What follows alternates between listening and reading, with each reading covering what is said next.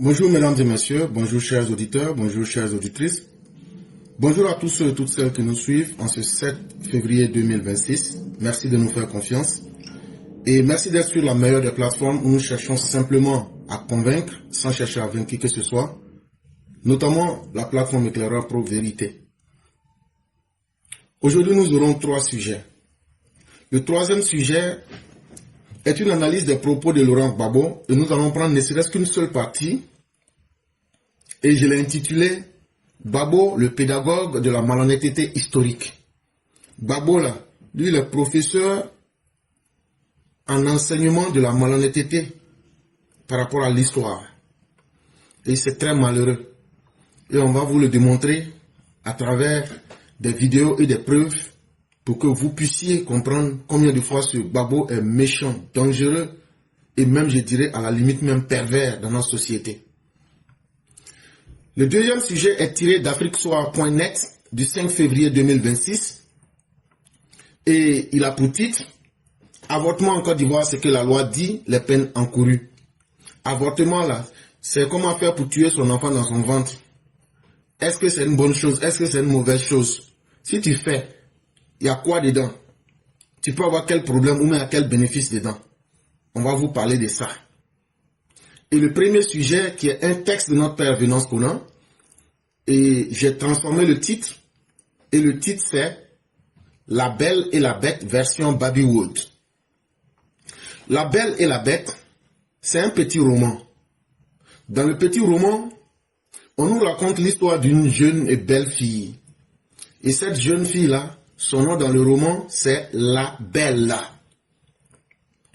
La Belle va se sacrifier pour son papa, qui a été condamné à mort, parce que son papa, par erreur, est allé cueillir une rose dans un jardin. Or, le jardin-là appartenait à un monstre. Mais chose bizarre, quand la Belle va vouloir se sacrifier pour son papa, pour que son papa ne meure pas, le monstre qui a l'habitude de tuer les gens, le monstre tombe amoureux de la Belle. Le monstre, lui, il s'appelle la Bête. Et donc ici, la Bête tombe amoureux de la Belle. La Belle qui voulait sauver son papa, lequel papa, par erreur, avait cueilli une rose dans le jardin de la Bête. Et c'est tellement bizarre que la Bête, qui avait l'habitude de tuer tout ce qui passait autour de lui, mais lorsqu'il rencontre la Belle, il permet même à la Belle de vivre dans son château. Chose bizarre et étrange. La morale de l'histoire, c'est qu'il ne faut pas se fier aux apparences. Et effectivement, c'est la même chose que nous avons eu en Côte d'Ivoire. Si vous êtes quelqu'un qui prend le temps de regarder un peu l'actualité sociale, l'actualité politique en Côte d'Ivoire, est-ce que vous n'avez pas remarqué qu'il y a une histoire d'amour entre deux personnalités publiques qui fait les choux gras de l'actualité en Côte d'Ivoire? Mais dans l'histoire, aussi rocambolesque que cela se peut, aussi étrange que cela est possible, vous êtes étonné comment la Bête a pu pardonner et aimer la Belle. C'est là aussi que nous aussi on est étonné de voir que curieusement, la Belle de l'histoire qui voulait piéger la Bête de l'histoire que nous vous racontons, la version Babywood, ici, c'est la Belle qui voulait tuer la Bête. Et c'est pourquoi j'ai intitulé La Belle et la Bête version Babywood. Babywood, c'est l'industrie du cinéma d'Abidjan. Mais qu'est-ce qui se passe en réalité pour être plus clair? Bon, disons-nous, c'est le genre d'histoire que les Ivoiriens adorent. Hein? Les histoires de cul, les histoires de culottes. Ah, ça on adore, ça il ne faut pas se blaguer. Ah oui, surtout quand c'est les autres, ça nous plaît beaucoup. Et normalement, ça devrait être une histoire de cul qui devrait se passer de la belle des manières entre deux personnalités que tout le monde a vu et qu'on continue de voir. Mais dans l'histoire, il y a beaucoup d'argent, il y a du sexe, il y a Mougouli. Mais ça ne finit pas comme ça devrait finir. Je suis en train de vous choquer. Ah oui, oui, oui, oui. Je vais appeler les choses par leur nom. Ceux qui seront choqués là, éteignez votre téléphone, quittez. Et donc, c'est une histoire du genre qui captive depuis quelques jours sur les réseaux sociaux. Et au fond, quand tu fais une analyse approfondie de la situation, c'est les vrais tares de notre propre société ivoirienne, c'est les vrais mots, la maladie de notre société ivoirienne là. À travers cette histoire, on arrive à voir beaucoup de choses. Mais comment je vais vous raconter cette histoire? Eh bien, je vais vous la raconter comme toutes les autres histoires. Et toutes les autres histoires commencent par: il était une fois un ancien footballeur ivoirien. Son nom de famille c'était Touré. Et son prénom c'était Yaya.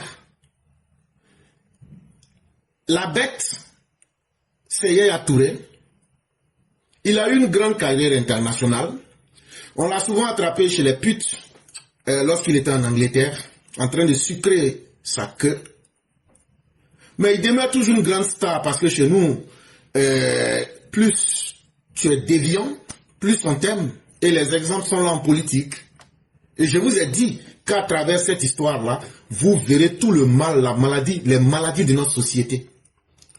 Chez nous en Côte d'Ivoire, nous sommes une société où on ne fait pas la promotion de ceux qui font les bonnes valeurs. Où on ne fait pas la promotion de la connaissance, le savoir, non. Quand tu as du succès, c'est pour faire du mal. Quand tu veux faire du mal, tu cherches à devenir populaire. C'est quand tu es dans le ridicule que tu deviens populaire chez nous en Côte d'Ivoire. Et donc, la bête, Yaya Touré, est réputée avoir gagné beaucoup d'argent. On dit il est riche. Ça, au quartier, là, on dit il n'y a pas l'homme pour lui. Beaucoup d'argent. Et quand nos soeurs, nos filles entendent ça, même souvent des femmes mariées, pour l'argent, elles trompent leur mari. Ce n'est pas les hommes aussi qui vont nous dire qu'ils sont des saints. C'est à défaut de n'avoir pas eu. Donc, ne jouez pas aussi les saints.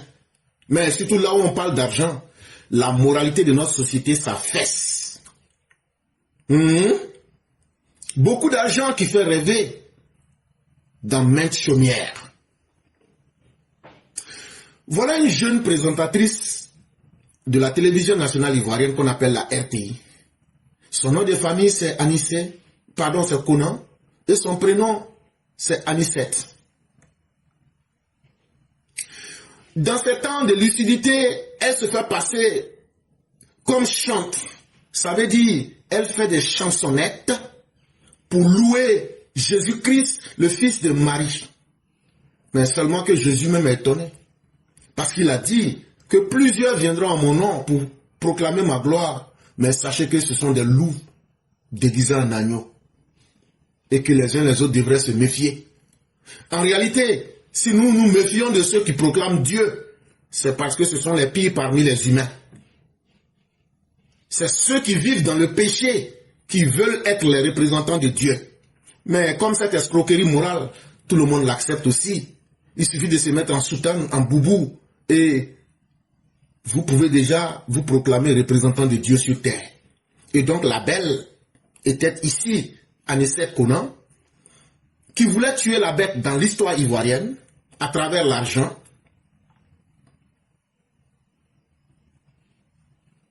Et de teint clair. Ne me dites pas que c'est comme ça qu'elle est née, hein? Mais vous savez de quoi il est question. Un brin boulotte, et ressemblait un peu à l'épouse de la star. Et peut-être que c'est ce qui a attiré aussi la bête à aller tremper sa queue dans le marigot. Et elle aussi, elle a aimé quand ce dernier, la bête, lui disait: tu ressembles à ma femme. Donc ça, faut laisser, je vais faire. Et donc, Puisque déjà la scène est mise en place, on sait qui sont les acteurs, la belle et la bête, on sait où ça se passe.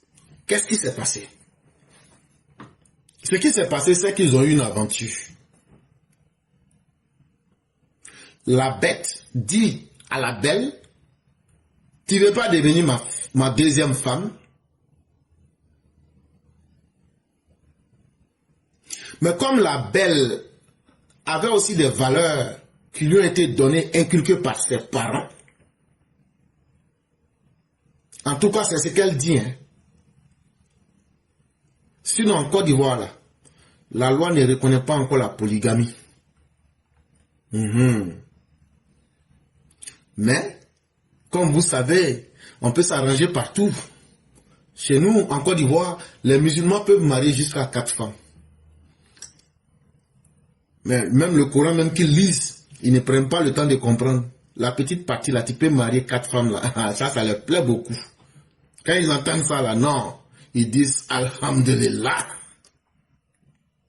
Le reste là, on s'en fout.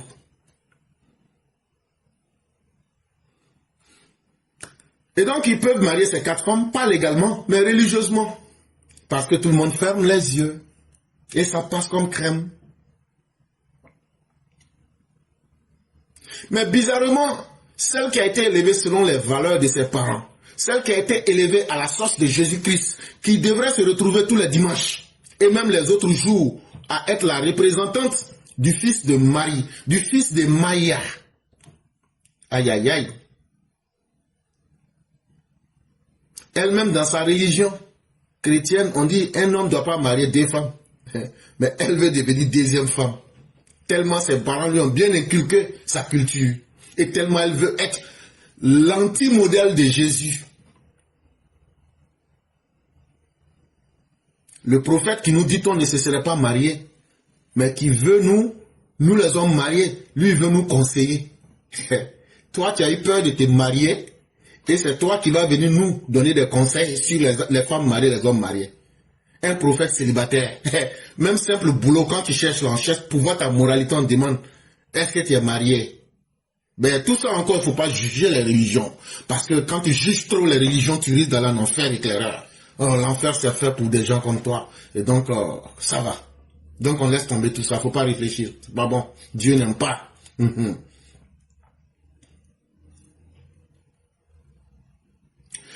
Mais pourquoi ça a été accepté? Ce n'est ni au nom du christianisme, ni au nom de l'islam. En réalité, devenir deuxième femme au nom de l'argent d'un soi-disant milliardaire en francs CFA sur des comptes bancaires, la valeur de l'argent se met dans un coin.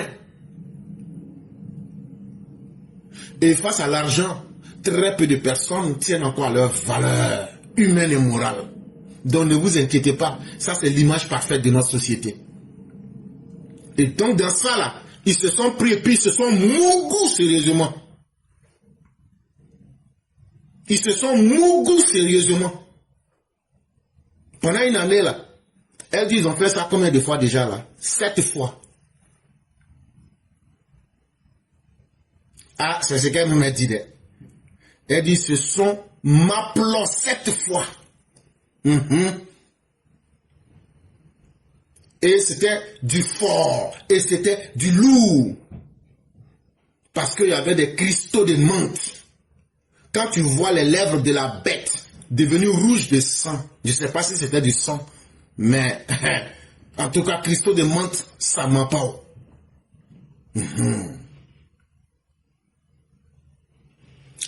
La belle vivait en Côte d'Ivoire pendant que la bête vivait à l'étranger avec sa famille.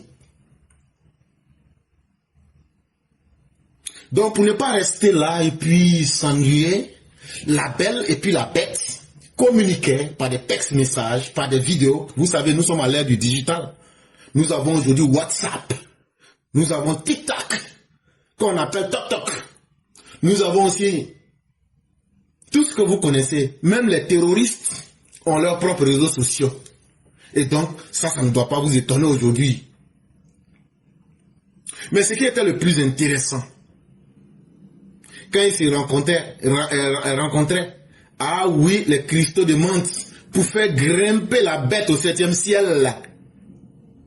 Et pour que la bête puisse explorer terra incognita, les cavités de la jante.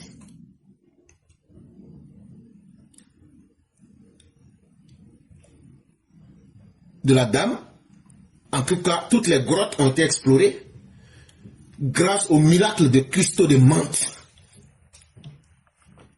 Si tu veux manger cristaux de menthe, il faut demander à nos enfants qui sont dans les lycées et collèges, à nos petits-enfants qu'on habille en bleu blanc. Eux connaissent ça plus que toi et puis moi. Il faut leur demander. Ils ont loué des maisons, des résidences meublées là. Les enfants là, c'est qu'ils font là. Ils te disent, oh, tonton, si moi je t'attrape là, c'est que tanti t'a jamais montré là. Toi-même là, tu vas, hey, c'est pas amusement. Donc tout ça là, c'est un fait qui vient nous rappeler toutes les maladies de notre société. Mais chacun fait semblant et éclairer ton émission d'aujourd'hui là. Et ça là, ça fait honte. Faut avoir honte. Mais c'est ce qui se passe. Et si les gens n'ont pas honte, que moi par sincérité je sors pour venir t'appeler les choses par leur nom là, c'est pour qu'on puisse prendre conscience. Sinon c'est pas parce que j'ai envie d'être un pervers. C'est pas parce que ça me plaît et c'est parce que ça me choque aussi comme toi. Mais j'ai vaincu mon choc. Je prends cela pour conscientiser. Mais l'histoire entre la belle et la bête va s'arrêter brutalement. Que se passa-t-il? Un matin, on se réveille. La belle a exposé l'affaire sur la place publique. Avec une publication à travers des messages et des vidéos. Les Ivoiriens ont découvert que la belle avait en elle de l'horreur. Et quand elle a découvert qu'elle n'était pas la seconde épouse de la bête, mais qu'elle serait plutôt la troisième femme de la bête,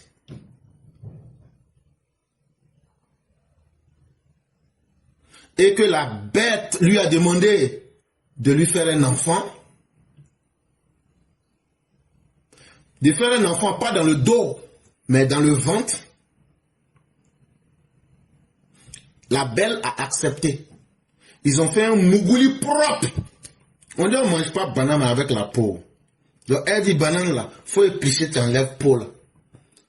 Lui aussi il a enlevé peau là. Et puis il a frappé dans la cavité là. Quand la belle va tomber enceinte, la bête voit tout en rouge. Et la bête dit à la belle, ton maudit, ton maudit, ça là, faut tuer enfant qui est dans ton ventre là. C'est ça qu'on appelle avortement. Faut écraser bouteille. Au quartier là-bas, là, vous savez les filles, les copines quand on cause l'on connaît, écraser bouteille l'on connaît. Il y a combien parmi nous les filles qui sont mortes dans ça? En réalité, j'ai une voix d'homme, mais je suis une fille souvent. Voilà, parce que c'est le monde, on dit qu'on peut choisir son sexe à l'âge adulte. Et quand je serai un adulte, je vais choisir. Mais déjà, je me sens dans le corps, voilà, vous voyez. Daddy, how you doing? I'm good. I feel like I'm a woman in the butt of a man. Allez demander à Emmanuel Macron, il va vous dire beaucoup. Je me sens dans le corps d'une femme. Il paraît même que certains étaient des garçons, ils se sont transformés en filles.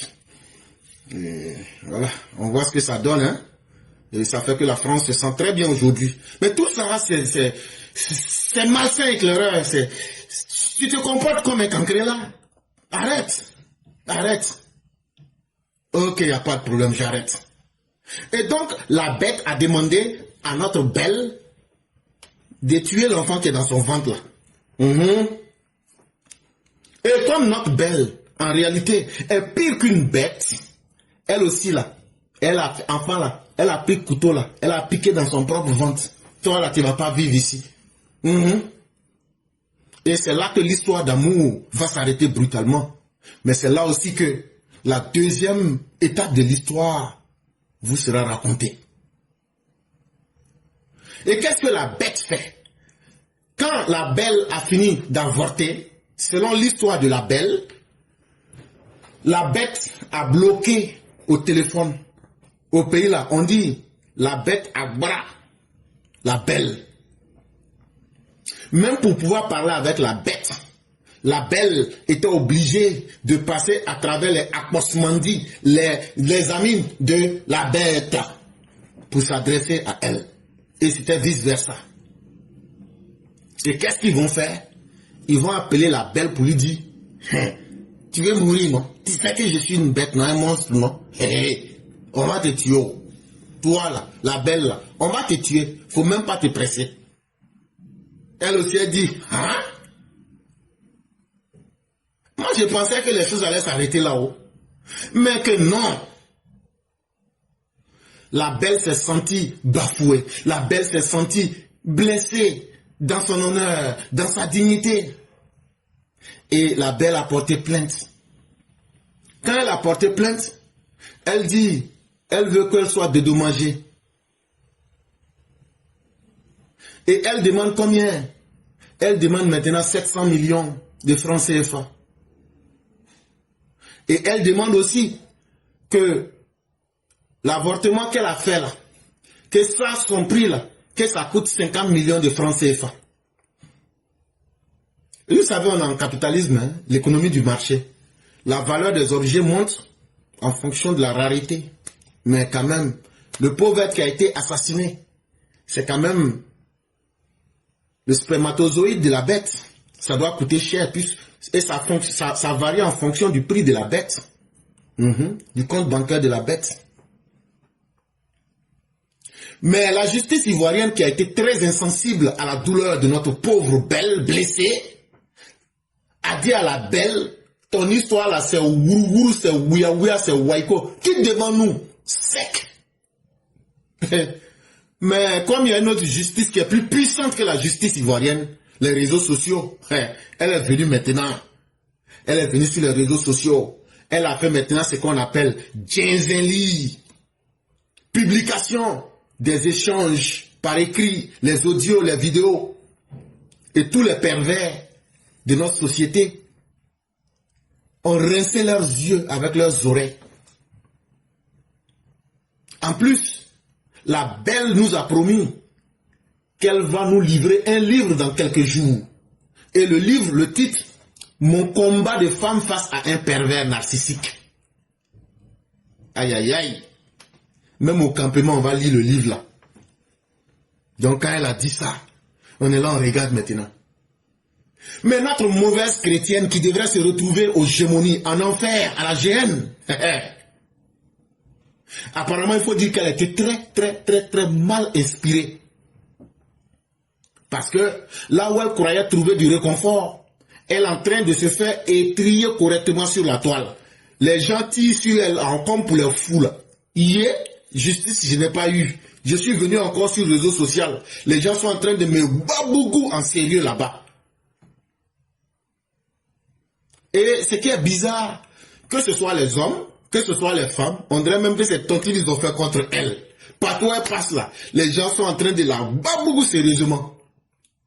Tantôt on l'accuse d'avoir cherché à extorquer de l'argent. On dit qu'elle voulait faire cunette sur la bête. Ça veut dire extorquer de l'argent à une star, femme matérialiste. Et c'est la raison pour laquelle, quand les choses allaient bien entre vous, pourquoi tu as enregistré les conversations? Pourquoi d'autres même vont dire, pourquoi tu as inventé la grossesse? Pourquoi elle a cherché à faire chanter la bête? Pourquoi elle a cherché à bafouer la dignité de l'épouse de la bête? Pourquoi elle a cherché à être une mauvaise chrétienne pour avoir accepté d'être la seconde épouse d'un musulman, d'un mohammédan? Subhanallah. La hawla wa la quwwata illa billah. Subhanallah walhamdulillah wa la ilaha illallah Allahu akbar. Devenir la femme d'un musulman, c'est comme une hyène qui mange du mil. Et ça, tu penses que tu vas rentrer dans la demeure du Seigneur? Quand bien même que dans la demeure de mon Seigneur, il y a plusieurs compartiments. Une chrétienne qui se marie à un musulman ne verra pas la face du Seigneur. Oh là là! Certains même vont pour la traiter d'idiote.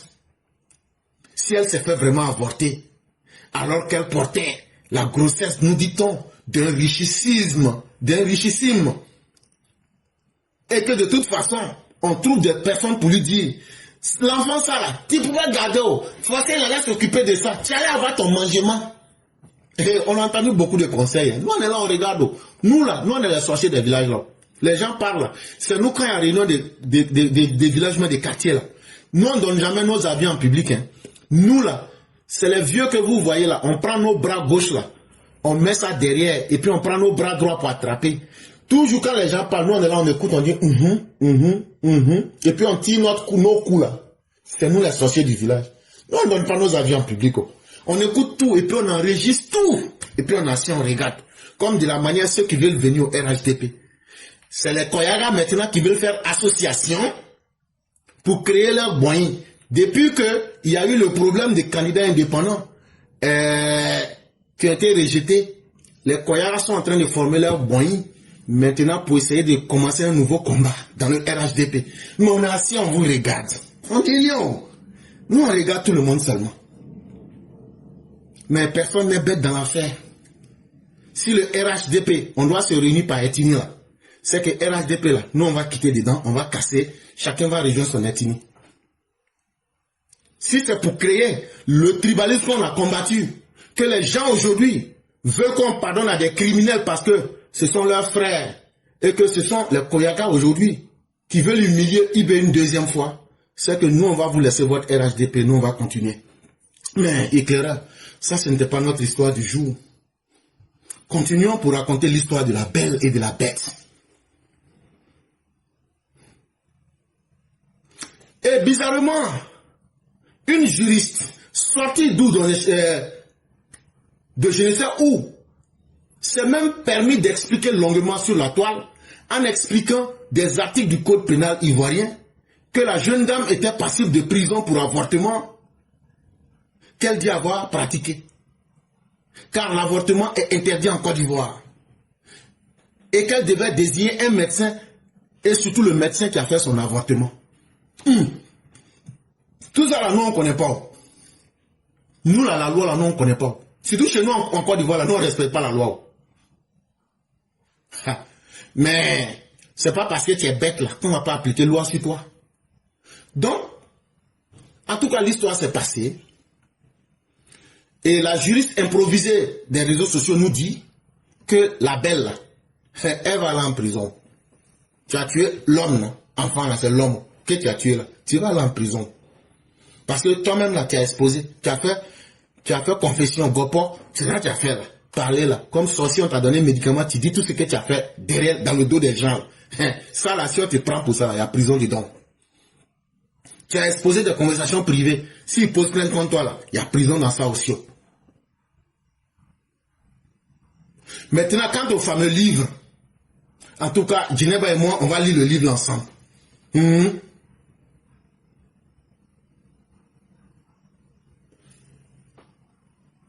En tout cas, sur les réseaux sociaux, le fameux livre a été violemment attaqué. Parce que il y a beaucoup de fautes dans le livre. On est dans l'école, c'est ça là que les journalistes de RTI, il y a tas de fautes qui sont dans le livre là. Ça fait honte. Et vraiment la RTI devrait vraiment chercher à ce qu'on donne des cours à ceux qui l'embauchent.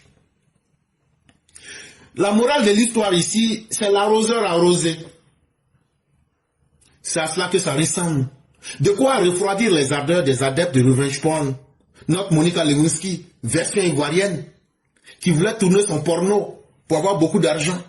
Ah, maintenant ça est dans ta main. Tu voulais devenir public, comme Nathalie Koa, pour faire ton revenge porn. En tout cas, ça est dans ta main.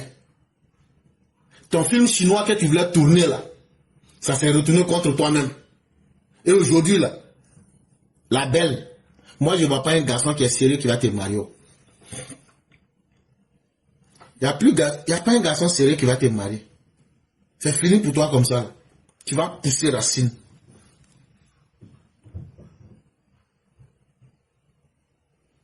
Parce que c'est toi-même qui t'es montré victime. On a vu tes images. On a vu tout ici.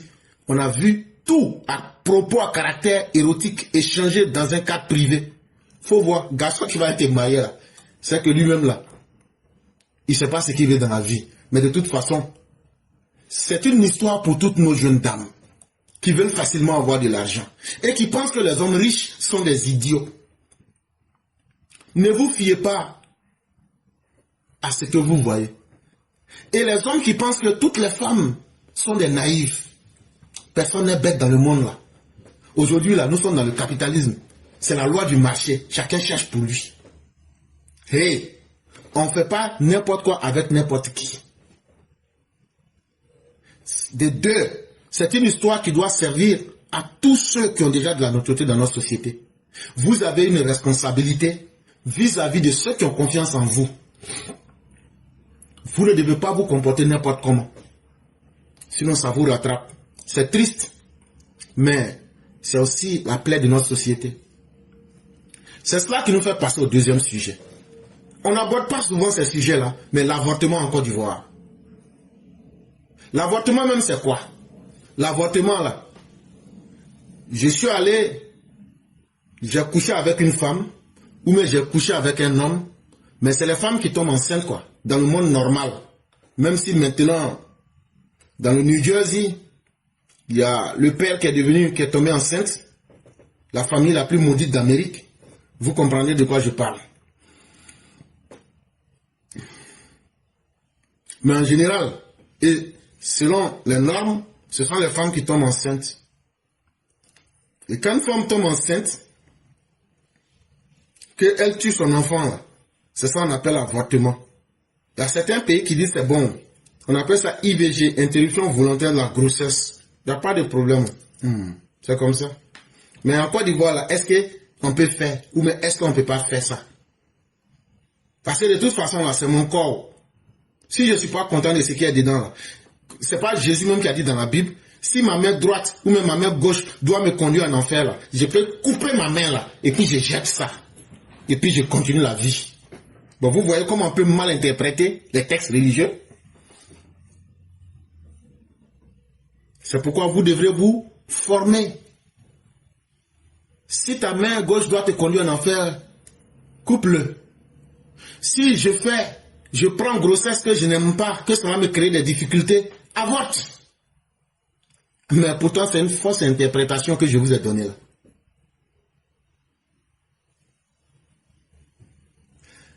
Et quand tu fais avortement là, il y a quel bénéfice dedans? C'est de ça qu'on va vous parler.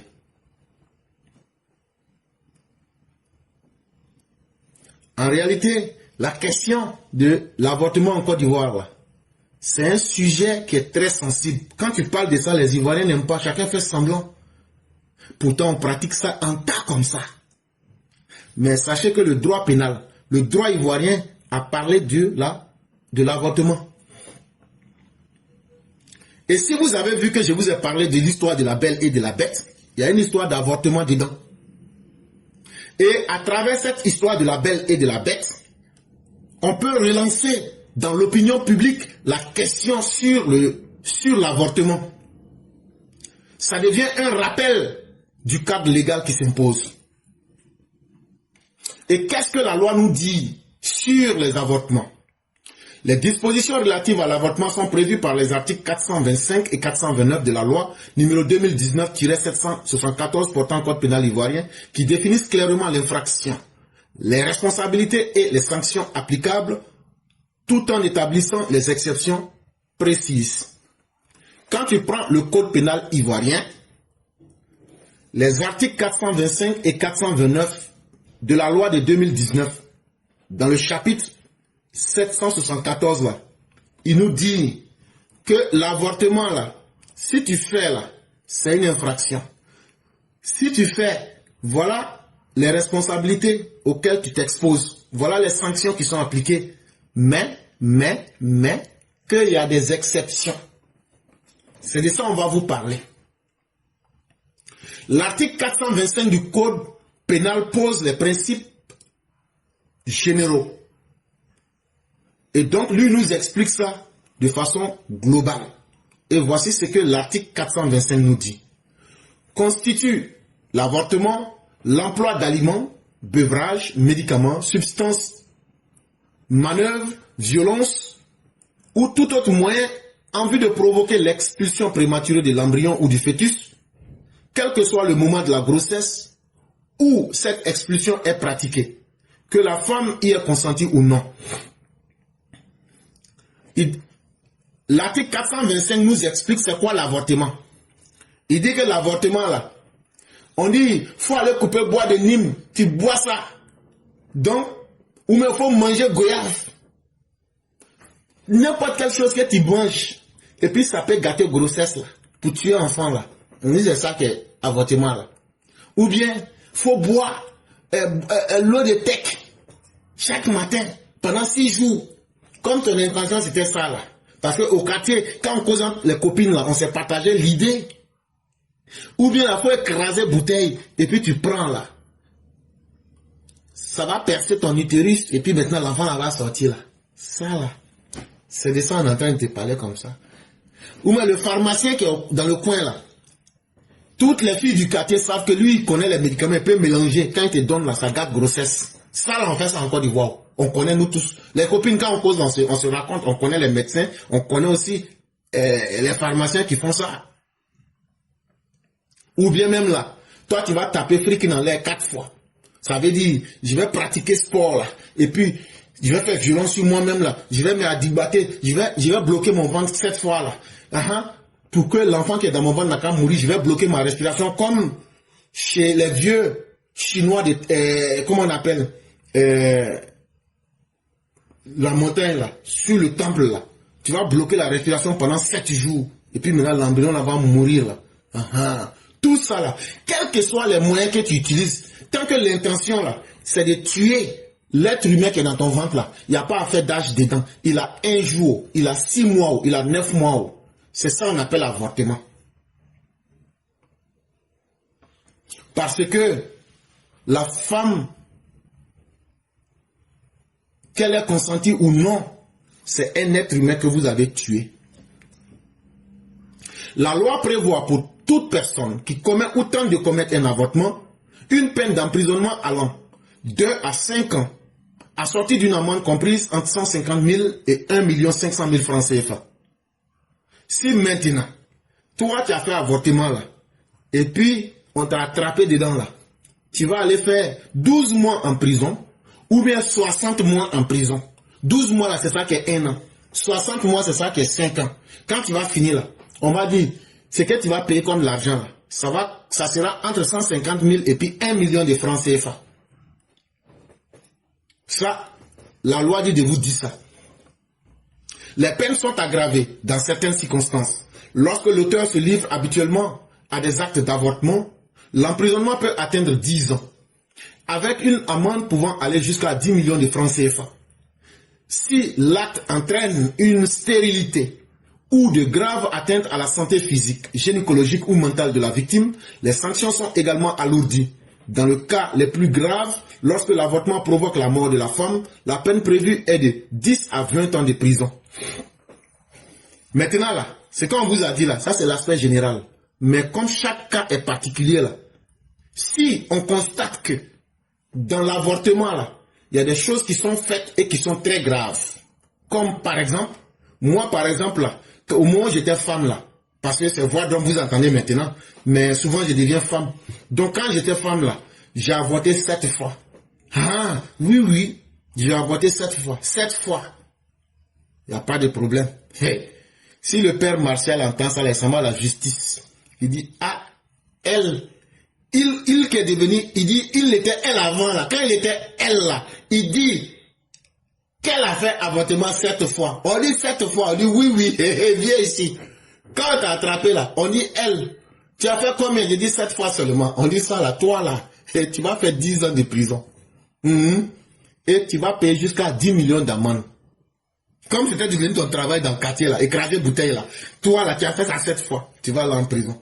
Et puis il y a beaucoup de nos femmes, sœurs, mères là. Elles font pas d'enfants là. Tellement elles ont fait avortement là. Au moins toi qui veux enfant maintenant, Dieu a bloqué ça. Ça là aussi là, tu vas aller prier dans l'église, tu vas appeler le Seigneur va pas te répondre. Ça là, il faut qu'on te dise ça aussi.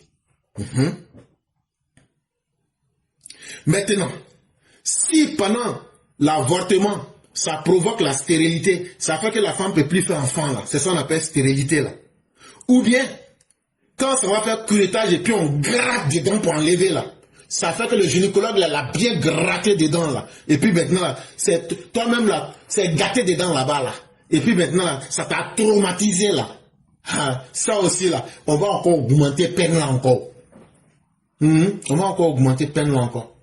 Maintenant, quand j'ai fait les choses là, pendant que je faisais les avortements là, dernier avortement là, je suis mort dans l'avortement là.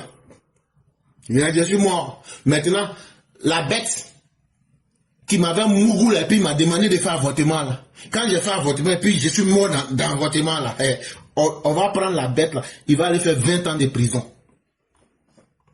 Il va aller faire 20 ans de prison. Donc, quand on explique ça très bien, que tout le monde comprend là, à la fin de la journée, là, faites ce que vous voulez. Mais il y a beaucoup qui n'ont jamais entendu parler de ce que je suis en train de dire. Qui pensent que on peut voler dans le vide. On ne va plus voler dans le vide. C'est pourquoi on va vous détailler tout. Mais dans tout ça, quelle est la responsabilité de la femme? Et quelles sont les responsabilités de ceux qui sont les professionnels de la santé?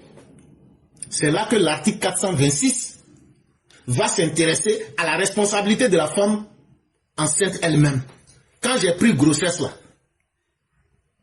quand je suis tombé enceinte là, est puni d'un emprisonnement de 6 mois à 2 ans et d'une amende de 50 à 500 000 francs CFA.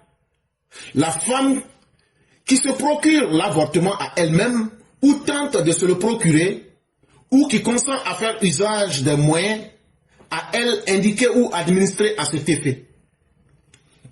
Les personnes appartenant au corps médical ou à une profession touchant à la santé publique qui indiquent, favorisent et mettent eux-mêmes en œuvre les moyens de procurer l'avortement sont punis des peines prévues aux alinéas 2 et 3 de l'article précédent.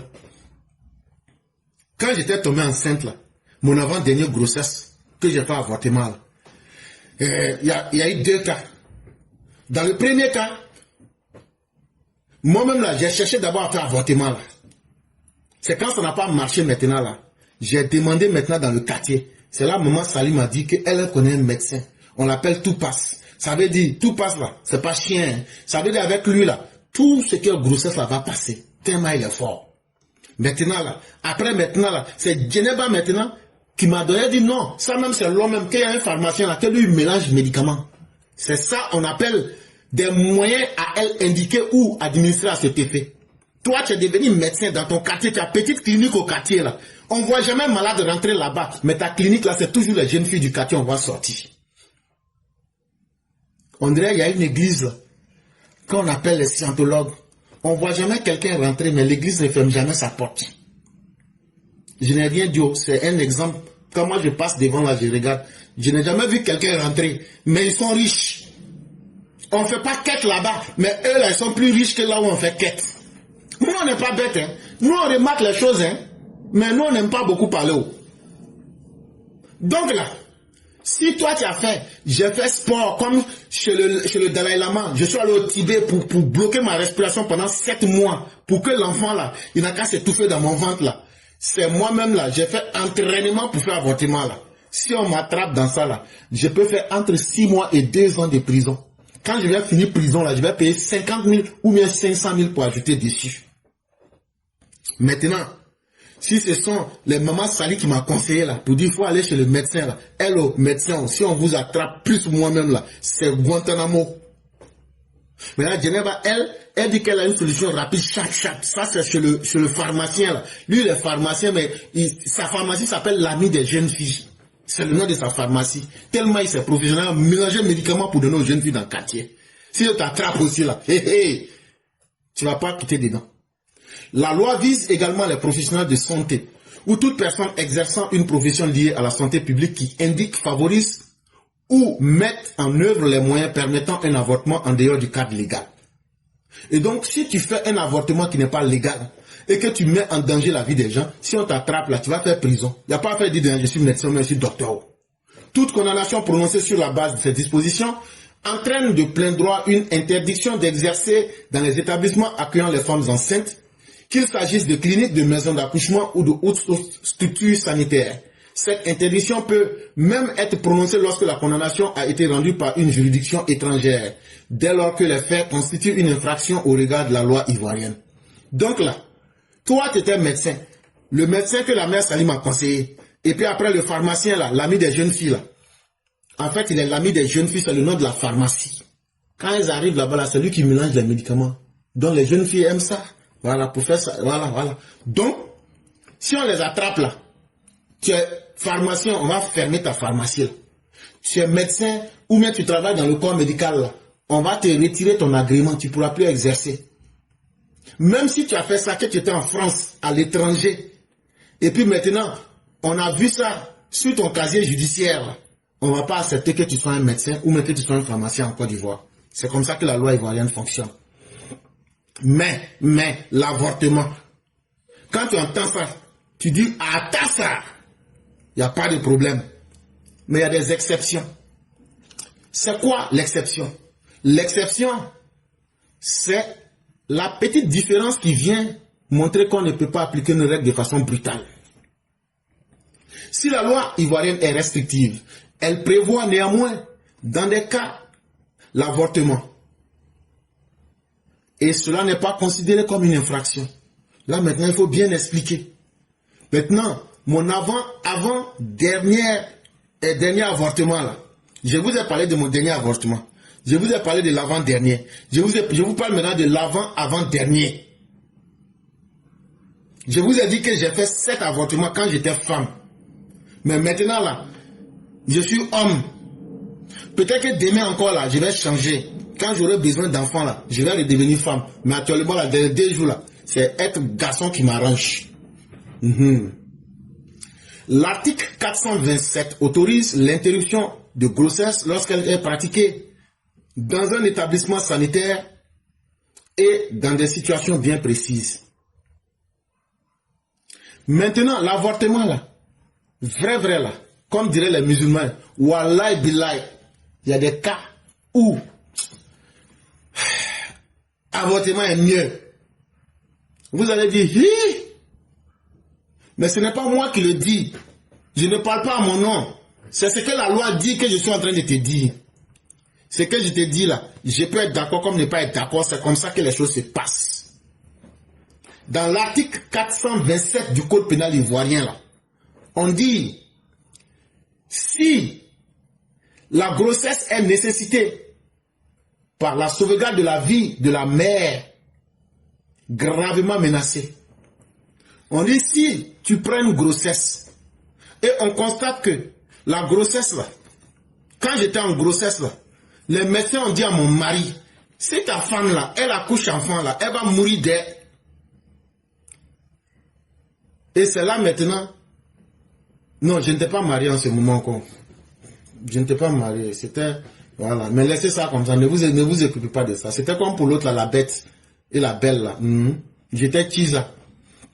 Donc maintenant, comme moi-même je n'ai pas envie de mourir là, donc là, c'est là on dit bon, on va faire comment tuer l'enfant là.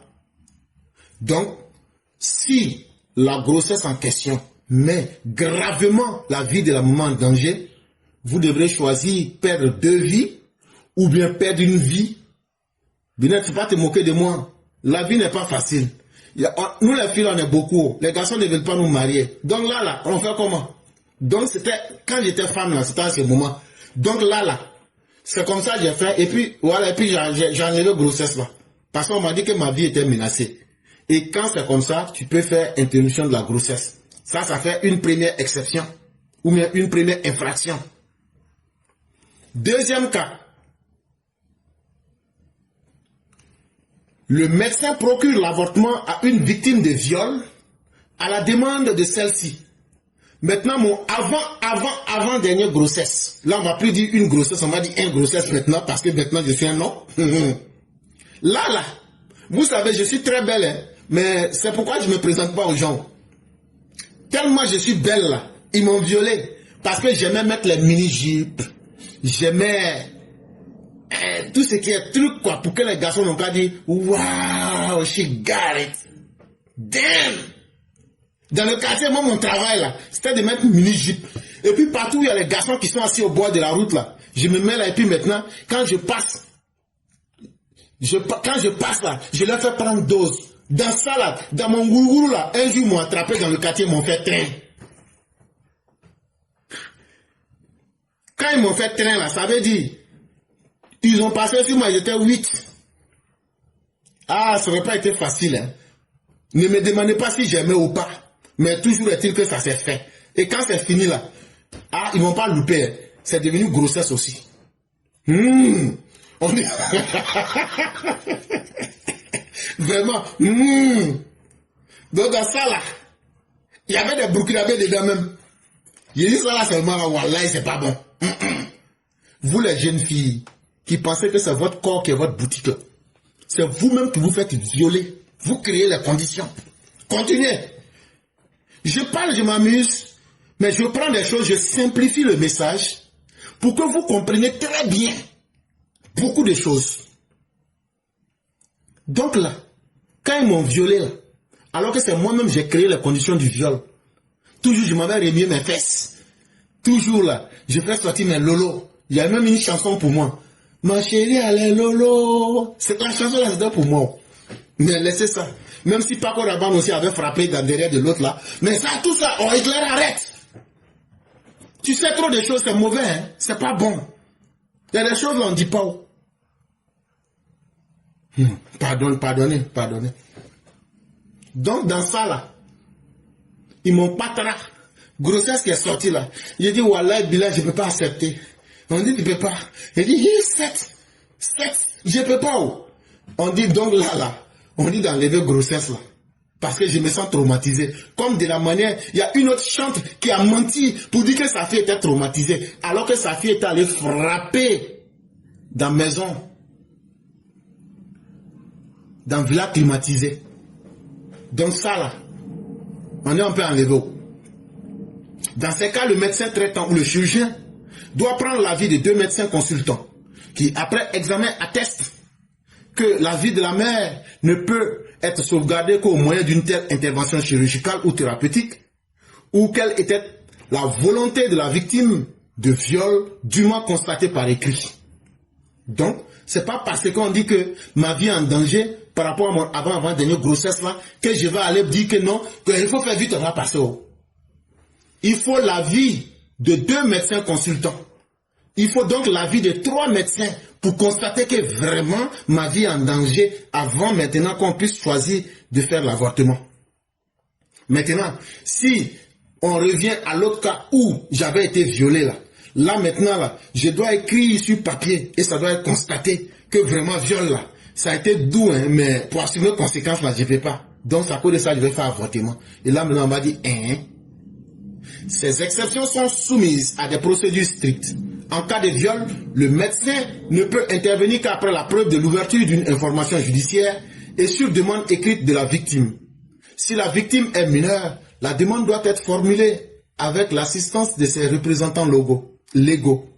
Et donc, dans ces procédures d'exception, si on en revient au cas de viol, si tu as été violé et que vraiment la grossesse, là, tu ne peux pas garder là, le médecin ne peut pas se lever comme ça pour intervenir. Hein.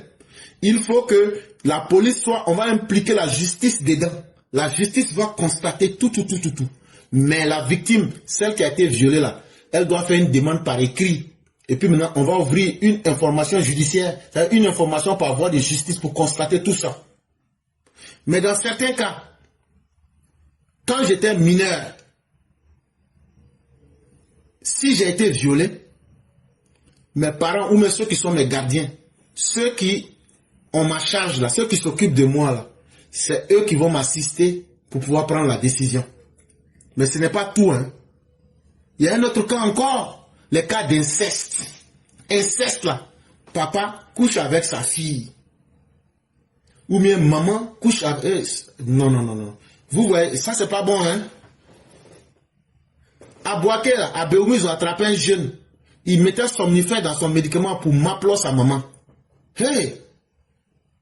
Que Dieu nous épargne. Il y a tout ça qui arrive. Dans ça, là, tu as enceinté ta maman. Ou même le vieux pervers a enceinté sa fille. Hey! Dieu! Même l'enfant, même est petit dans ça. Grossesse, ça, là, tu vas garder comment? Mais même dans ça, là, tu dois avoir l'avis des 2 médecins consultants pour constater et confirmer que cette intervention est la seule solution possible. Donc ça ne se passe pas comme ça. Et donc c'est très encadré. Donc nous, les filles qui avions l'habitude d'écraser bouteilles dans le quartier, et puis il y a combien parmi nous qui sont mortes? Moi j'ai survécu, mais il y a 2 de nos copines qui sont mortes. Il y a une même là, le jour de sa mort là, elle criait comme ça, on dirait un bœuf. Et ce que je vous dis, je ne m'amuse pas. Hein. Il y a beaucoup de jeunes filles, petites filles, qui avaient un grand avenir, mais qui ont été fauchées par des avortements dans nos quartiers. J'en ai vu beaucoup. Je m'amuse à plaisanter parce que c'est un sujet qui est choquant, mais en même temps, tout ce que je dis est la vérité. C'est tout naturellement que je n'ai jamais été une femme, mais c'est des exemples que je prends pour rendre un peu l'aspect comique pour que les gens puissent suivre. Parce que quand on évoque ça de façon brutale, là, les gens dans notre société n'acceptent pas ce message-là. C'est pourquoi je mets de la plaisanterie dedans, mais tout ce que je dis dedans est vrai. Hein? Provocation et commerce liés à l'avortement. Les articles 428 et 429 sont complètement là pour compléter le dispositif répressif en sanctionnant la provocation à l'avortement. Sont ainsi punis les personnes qui encouragent l'avortement et les discours publics, les publications, les affiches ou encore la publicité des cabinets médicaux, qu'ils soient agréés ou non. Ça là, on dit Mère Geneva avec Mère Sali Koné là, c'est elles qui connaissent l'ami des jeunes. Ça c'est le nom de la pharmacie. C'est elles qui connaissent Docteur Toupas. On n'a pas dit Tupac, on dit Toupas. C'est elles qui le connaissent là. Et puis elles sont là. Hey, les filles, c'est comment? En tout cas, vous-même vous voyez dans tout près n'est pas loin. Si on vous attrape dans ça là, c'est prison cadeau. Vous avez fait publicité d'avortement, non? Vous avez montré aux gens, non? Vous faites la publicité des médecins, non? C'est vous qui montrez les sangs des gens, c'est vous qui montrez. Si on vous attrape dedans, ne m'appelez pas. Oh. Binette, toi c'est ton travail. Si on t'attrape dedans, il ne faut pas m'appeler. Faut pas m'appeler. Ou bien, comme de la manière Binette, elle a une page, c'est elle qui vend et puis elle distribue les produits là, pour dire ça là. Quand c'est le premier jour là, faut mettre ça seulement, ça c'est fini. Voilà pilule là, il faut prendre sa pilule du lendemain là, lui il efface tout. Ou bien même là, ça là même là, c'est la poudre que ma grand-mère m'a remis avant de mourir. C'est le dernier cadeau qu'elle m'a donné là. Ça là, tout ce que tu as fait, tu mets dans l'eau, tu tournes 7 fois. Tu dis dessus, et puis là tu bois. Quand tu finis de boire là, c'est fini. Si on t'attrape dans ça, c'est comme maintenant tu as ouvert clinique, boutique d'avortement sur internet là. Binette, tu connais, si on t'attrape là, faut pas m'appeler. Si c'est le père Martial qui va être ton avocat là, il pourra rien faire pour toi. Moi je préfère te dire la vérité. Donc, je vous ai conseillé. Donc ne venez pas dire que vous ne savez pas. Vous savez. La rigueur de ce cadre juridique revient aujourd'hui au centre des discussions, notamment suite à l'affaire très commentée sur les réseaux sociaux impliquant la belle et la bête version Baby Wood. Ces controverses mettent en lumière la méconnaissance persistante du droit en vigueur et soulignant l'écart entre la pratique clandestine et l'exigence légale. Donc derrière cette première histoire que nous avons évoquée et avec ce que je suis en train de vous dire, vous comprenez même que la belle ici peut aller en prison. Et les choses vont très mal se passer pour elle. Et donc faites beaucoup attention. Au-delà des polémiques, le droit ivoirien sur l'avortement demeure clair. L'interruption volontaire de grossesse est interdite. La Côte d'Ivoire ne reconnaît pas le IVG. Aller mettre fin à une grossesse? Non, la Côte d'Ivoire ne reconnaît pas ça. Mais par contre, il y a des exceptions. Une fille a été violée par son papa. Ou bien une mère a violé son fils et puis elle est tombée enceinte. Ça aussi c'est bizarre. Toi la maman tu violes ton fils et puis tu tombes enceinte.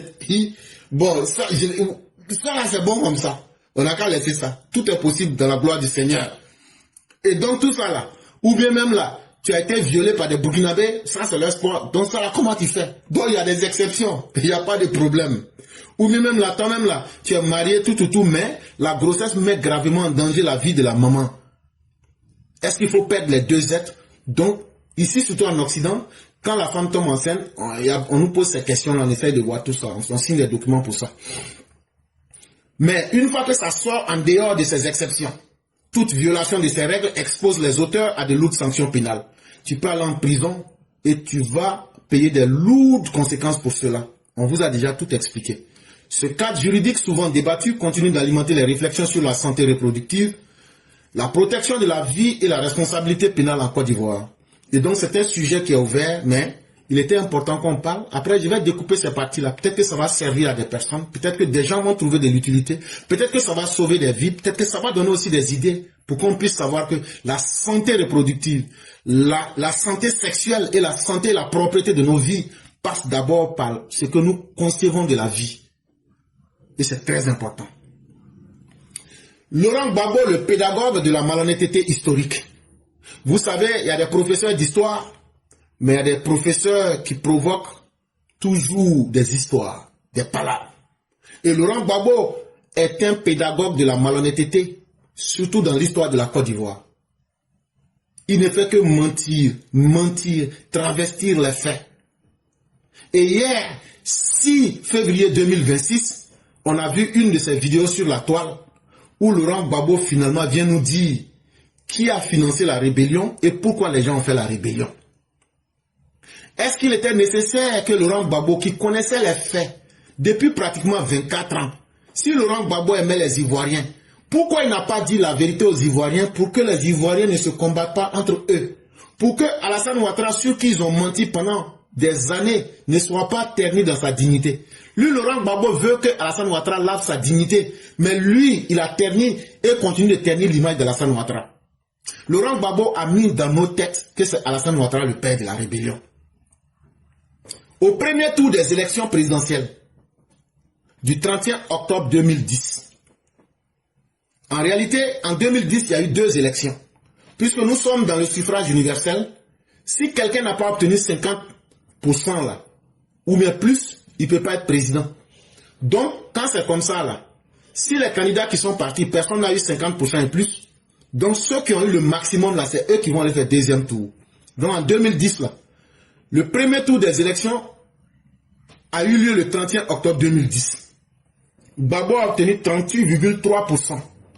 Et le président Alassane Ouattara a obtenu 32,08%. Donc là, c'est Alassane Ouattara et puis Gbagbo qui sont allés au deuxième tour. Deuxième tour là, ça s'est passé le 28 novembre 2010.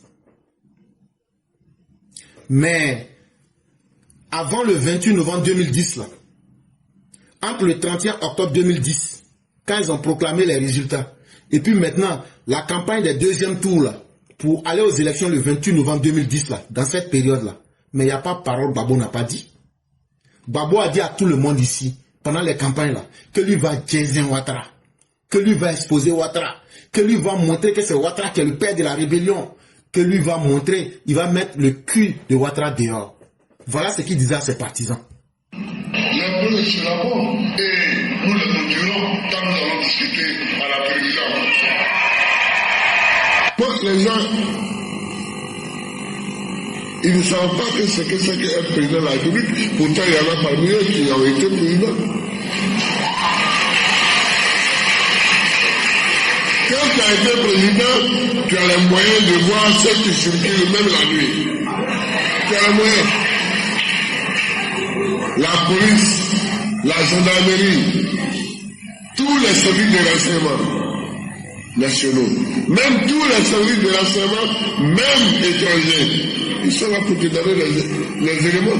Donc tu as les moyens de voir tous ceux qui font quoi. Vous avez entendu, non? Il dit donc, quand lui et Ouattara vont se retrouver pour le débat là, que lui va jaiser Ouattara, et que ce jour-là, ça sera le jour où lui va enterrer le président Ouattara, tellement il va donner les preuves et tellement il va montrer que c'est Ouattara qui est le père et le financier de la rébellion. Et que du fait que lui était au pouvoir là, lui il avait tous les moyens d'avoir tous les renseignements. Donc quand quelqu'un parle comme ça, on ne peut que croire en la personne. Et finalement le fameux débat aura lieu le 25 novembre 2010. Ça va se passer à la RTI. Tout le monde attend Laurent Gbagbo avec ses arguments en béton pour accuser Alassane Ouattara de la rébellion du 19 septembre 2002 et de surtout mettre les preuves à la disposition des Ivoiriens pour qu'on puisse prendre ça pour lutter et enterrer définitivement Ouattara. Et voici les arguments que Gbagbo donne. Oui, merci. Sur le plan national, c'est là qu'il y a la plus grande divergence entre mon frère Alassane et moi-même, entre le premier ministre Alassane et moi-même. Je voudrais dire qu'il y a eu des moments où il s'est conduit, où sa conduite a été contre la loi. D'abord, en 1999, septembre 1999, il dit: je frapperai ce pouvoir au moment opportun et il tombera. Ce n'est pas des phrases à prononcer par un démocrate. Et effectivement, en décembre 1999, le régime du président Bédié s'est écroulé. Revenu donc en décembre en Côte d'Ivoire, le premier ministre Ouattara dit à Odéné le 22 janvier 2000, les Ouattara et les Cissé, j'avais dit que je serais candidat. Malgré les tracasseries, j'ai dit que je maintiendrai ma candidature. Quand ce mandat d'arrêt a été lancé, j'avais dit que je rentrerai avant la fin de l'année. Me voici. Alors j'ai dit que je gagnerai au premier tour et je le ferai. Toujours dans une citation de ce même type, en décembre 2001, le premier ministre Ouattara qui dit: nous n'attendrons pas 5 ans pour aller aux élections. Or, la durée du mandat, c'est de 5 ans. En août 2002, je rendrai le pays ingouvernable. S'ils veulent, on va tout négami. Ah bon? Oui, c'est une All Africa. Alors, ce sont des citations du Premier ministre. Et ça ne me plaît pas. Ça ne me plaît pas, non pas à Gbagbo, mais ça ne me plaît pas pour la paix et la sécurité. Il a dit tout à l'heure, il a dit juste, on ne peut pas faire une économie prospère s'il n'y a pas la paix, s'il n'y a pas la stabilité, s'il n'y a pas la tranquillité. Mais des phrases de ce genre amènent l'instabilité, amènent les coups d'État, et vraiment je le rends responsable de ce qui est arrivé à partir de 1999 jusqu'à aujourd'hui. Voilà ce que je voulais dire sur ce point-là, pour expliquer la situation nationale que nous avons connue. 11 ans de turbulence, c'est trop. Il faut arrêter. Et donc voilà les preuves que Laurent Gbagbo a données. Ça veut dire des ramassis de ragots de quartier. Et même quand il dit que le président Ouattara a dit à Odéné en 2005 que nous n'attendrons pas 5 ans pour aller aux élections, basons-nous sur ce seul facteur. Pourquoi cela a été dit? Parce qu'en 2005, il n'y a pas eu d'élection alors qu'il devait y avoir des élections. C'est en 2005 qu'il y a eu les accords de Pretoria. Le président Ouattara dit, mais à partir du moment où il y a déjà eu un accord, pourquoi attendre forcément que tu aies un mandat gratuit, mais allons directement aux élections? Donc, on va forcer la main pour qu'on aille aux élections. Puisqu'en 2005, déjà, il y avait la guerre. Donc, tu ne m'as pas dit qu'on va t'attaquer une deuxième fois. Donc, à partir du moment où on a fait les accords de Pretoria, on s'est entendu. Pourquoi ne pas mettre les accords de Pretoria en marche, les exécuter pour aller aux élections? Là, comme ça, on sort de la guerre. Voilà ce que le président Ouattara est en train de dire. Mais il a trompé les gens en mentant. Ce sont des morceaux de journaux qu'il va les prendre, in All Africa, pour venir présenter. Et c'est tellement ridicule que celui qui dit détenir les moyens, les renseignements, celui qui dit avoir les preuves en béton qu'il va exposer le 25 novembre 2010, voilà malheureusement ce à quoi il va nous conduire. Rien de bon. Mais si encore il y avait une preuve de bonne foi, on pourrait encore dire qu'on peut espérer un tant soit peu que le monde est un endroit juste. Mais qu'est-ce que Laurent Gbagbo ne va pas nous démontrer?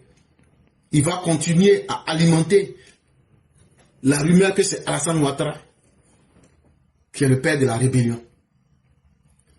Et donc, on va rester dans ça de 2010 jusqu'au 8 juillet 2012. Pardon, de 2002, du 19 septembre 2002 jusqu'au 8 juillet 2012, c'est-à-dire pratiquement 12 ans après, Alain Foka va organiser une rencontre avec Soro Guillaume, alors ancien secrétaire général du MPCI. Et le 8 juillet 2012, voilà ce que Soro Guillaume va dire ici en ce qui concerne la paternité de la rébellion. Très sérieusement, dans la rébellion, il n'était pas concerné?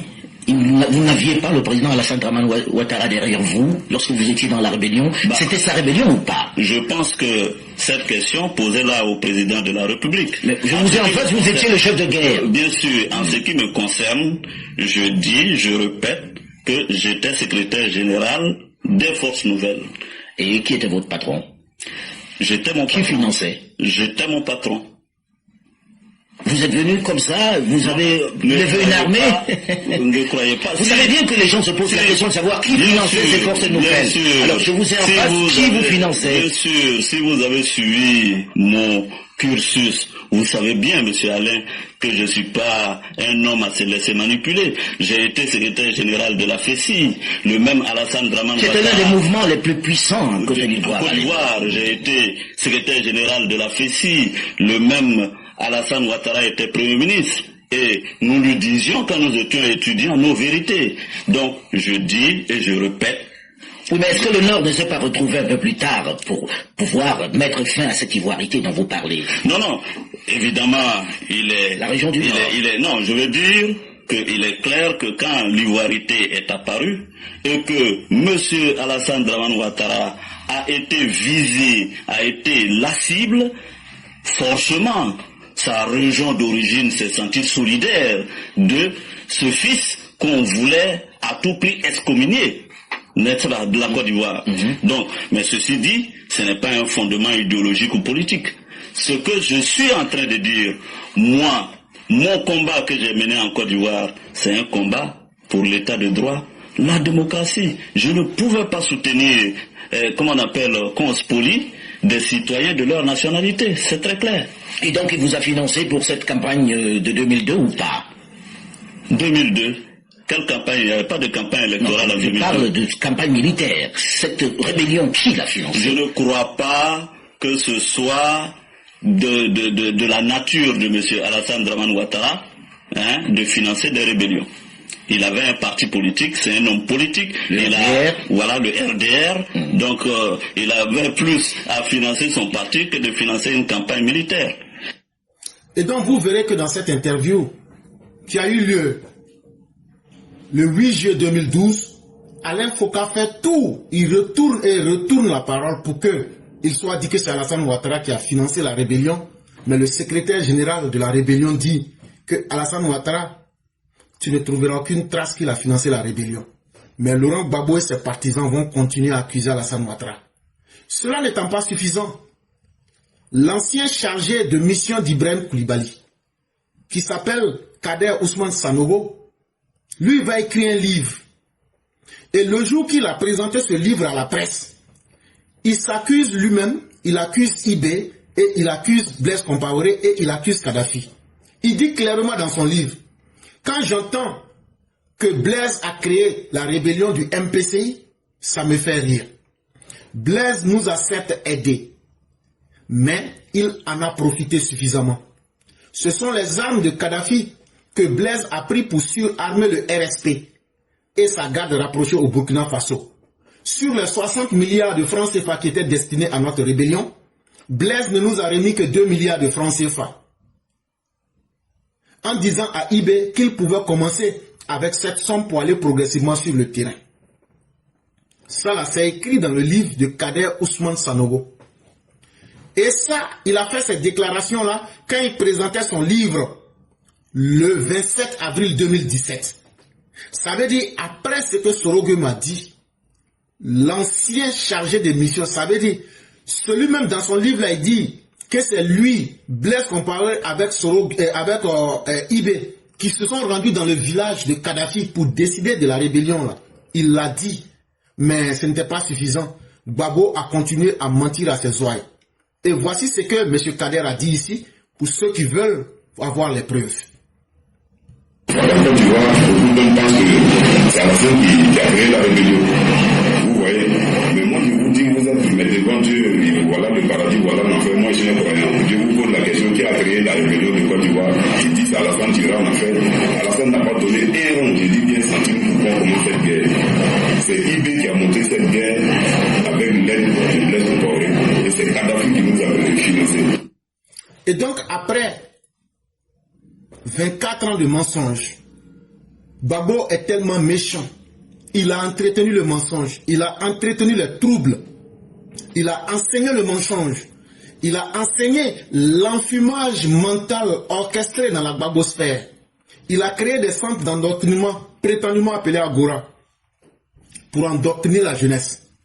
Quand viendra finalement le temps des réseaux sociaux, il va encore permettre, alors que lui il avait la vérité, il va s'asseoir sur la vérité pour que le formol puisse être mis dans le cerveau de ses militants pour mentir, pour dire c'est Alassane Ouattara le père de la rébellion. C'est à cause de Alassane Ouattara la rébellion a été faite. C'est pour Alassane Ouattara la rébellion a été faite. C'est Alassane Ouattara qui a fait la rébellion. On a tellement entendu cette chanson. Mais entre le 19 septembre 2002 et le 6 octobre 2026, cela fait exactement 24 ans. C'est donc 24 ans après que Gbagbo vient nous dire, précisément à la date du 6 février 2026, il vient nous livrer ceux qui sont les véritables acteurs de la rébellion, ceux qui sont les financiers et aussi ceux qui ont tiré avantage de la rébellion. Et donc, par ricochet, il vient confirmer ce qu'a dit Sorogium et il vient confirmer ce qu'a dit Kader Ousmane Sanogo. Et ça, hier, tout le monde a pu voir la vidéo. Et c'est simplement triste quand on dit qu'on aime son peuple, mais que volontairement on cache la vérité à son peuple pour encourager le mensonge, pour encourager le désordre dans son propre pays, alors que Gbagbo savait ça depuis 2002. Mais il a permis que les Ivoiriens puissent salir. Et aujourd'hui, lui veut que Alassane Ouattara n'a qu'à laver sa dignité. Alors que lui, il est assis sur la dignité d'Alassane Ouattara. Laurent Gbagbo est simplement méchant. Laurent Gbagbo est un poison pour notre société. Et écoutez ce qu'il dit ici. Moi, je suis allé une fois en Libye pour une réunion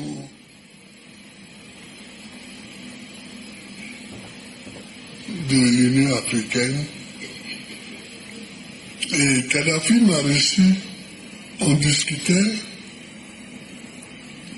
C'est là qu'il me dit, mais au fond, toi, c'est toi le président de Côte d'Ivoire, non? J'ai dit oui. Il dit, mais quand je t'écoute parler là, je vois qu'on m'a trompé, hein, qu'on m'a induit en erreur. J'ai dit, comment ça? Il dit, on m'a dit que tu n'aimes pas les musulmans. J'ai dit, mais ma femme qui est dans l'autre salle, avec qui je suis venu là, elle est musulmane.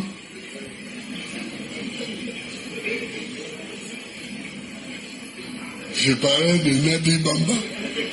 J'ai dit, mais elle est musulmane. Il dit, ah, mais les gens m'ont menti. J'ai dit, tu t'as menti. Il dit, les gens de chez vous là. Qu'ils m'ont dit que tu n'aimes pas les musulmans. Que tu leur as interdit même de porter leur boubou. Donc ils sont venus me demander l'argent, je leur ai donné. Et je leur ai donné des armes.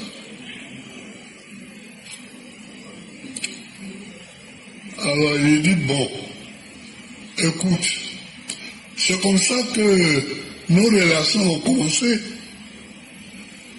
Il dit, demain, qu'est-ce que tu fais? J'ai dit, non, je serai en Côte d'Ivoire. Il dit, viens avec moi à Bamako.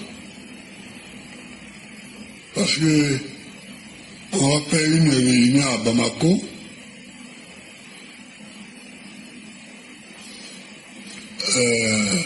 La Libye y sera, me dit je vais aller leur parler. Parce qu'ils sont là-bas.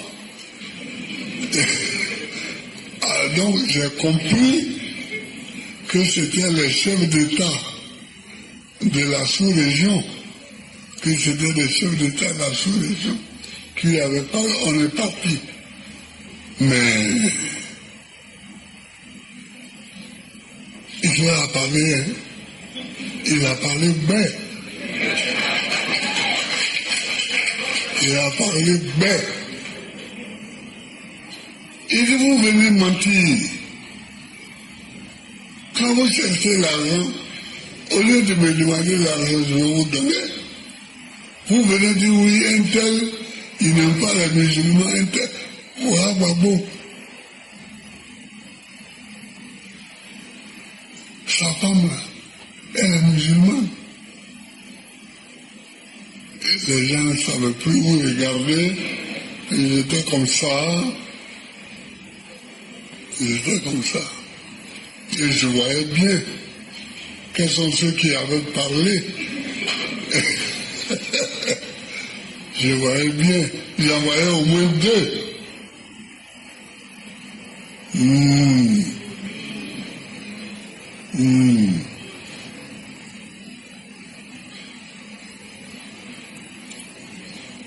C'est comme ça que j'ai ouvert une ambassade au Tchad,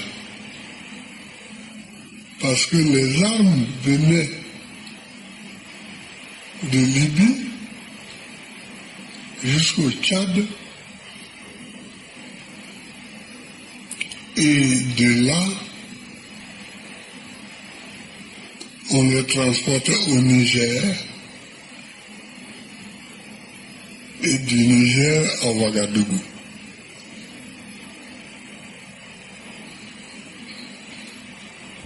Où il y avait la base des rebelles. Donc, j'ai vu Idriss Déby, Itno, appeler le maréchal du Tchad. Et puis je lui ai expliqué, bon, j'ai ouvert une ambassade qui était chargée de surveiller la route des armes.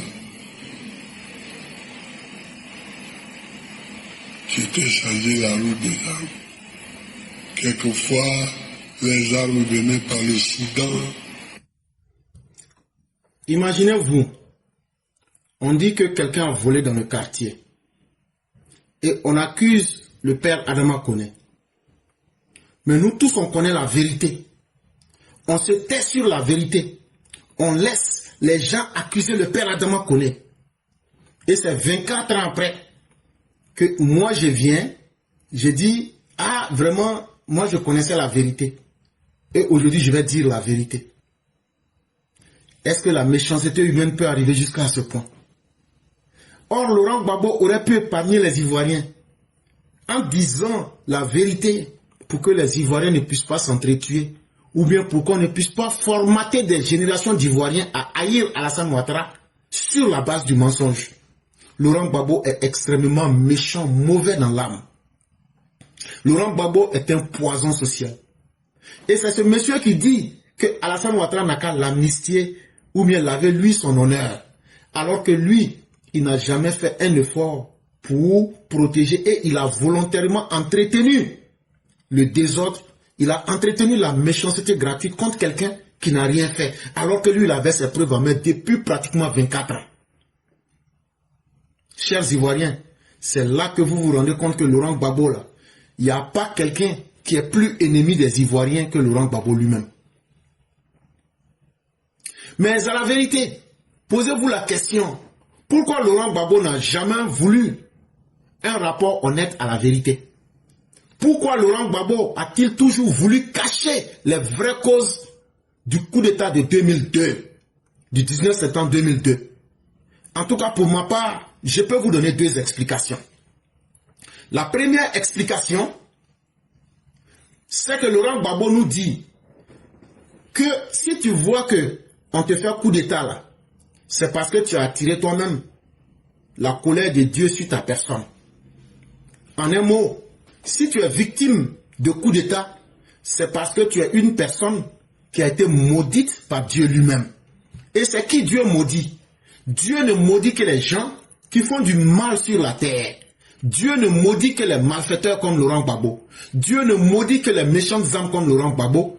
Et donc là, si tu acceptes que ceux qui ont été victimes de coup d'état en 99, c'est parce que ils étaient en train de faire des mauvaises choses, c'est que toi, Laurent Gbagbo, en 2002, là, quand tu as été victime de coup d'état, c'est que tu faisais aussi des mauvaises choses.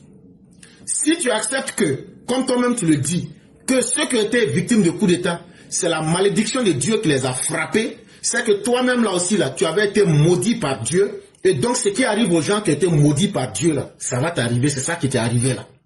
Tu as aussi dit que le coup d'état là, c'est une révolution, et tu as applaudi, alors que plus en avant, tu as accusé Ouattara, en disant que c'est lui qui a fait le coup d'état de 99 encore. Mais toi, tu as applaudi parce que tu as tiré les bénéfices. Et donc, un homme comme toi, tu n'es que le père du désordre, le pédagogue de l'anarchie, le pédagogue de la cacophonie en Côte d'Ivoire. Et c'est simplement désolant. Et ce que je dis là, ce n'est pas une logique qui est basée sur mes propres fantasmes. Écoutez Laurent Gbagbo. Nous sommes aujourd'hui comme dans la Bible. Les hommes avaient trop péché. Alors Dieu a fait tomber le déluge. Le coup d'état est venu pour ouvrir les yeux de ceux qui croyaient qu'il était tout puissant. Et un homme n'est jamais tout puissant.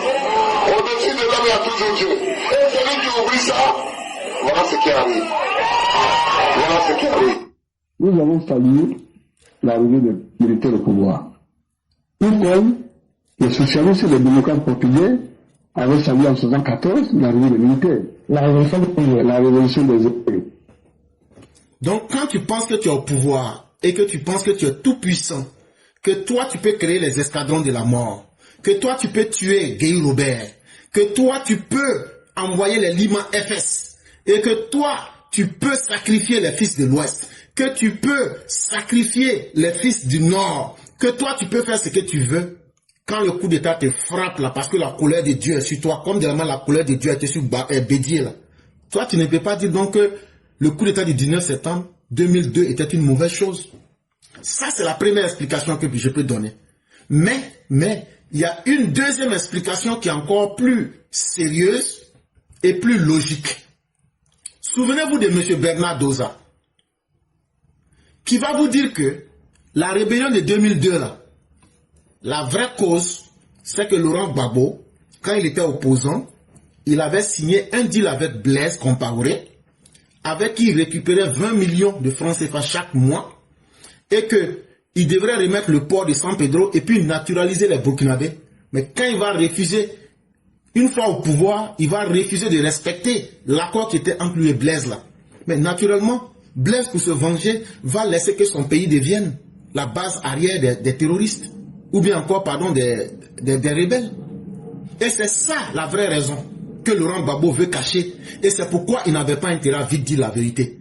Mais comme le temps était non ordre de Dieu, Laurent Gbagbo a été rattrapé par la réalité. Gbagbo, voulant prendre le pouvoir en Côte d'Ivoire, Blaise ayant des intérêts sur la Côte d'Ivoire, a donc décidé les deux de faire un deal. Blaise dit, je te donne 20 millions de francs CFA par mois à partir du mois de janvier 1989, jusqu'à ton accession au pouvoir, en contrepartie.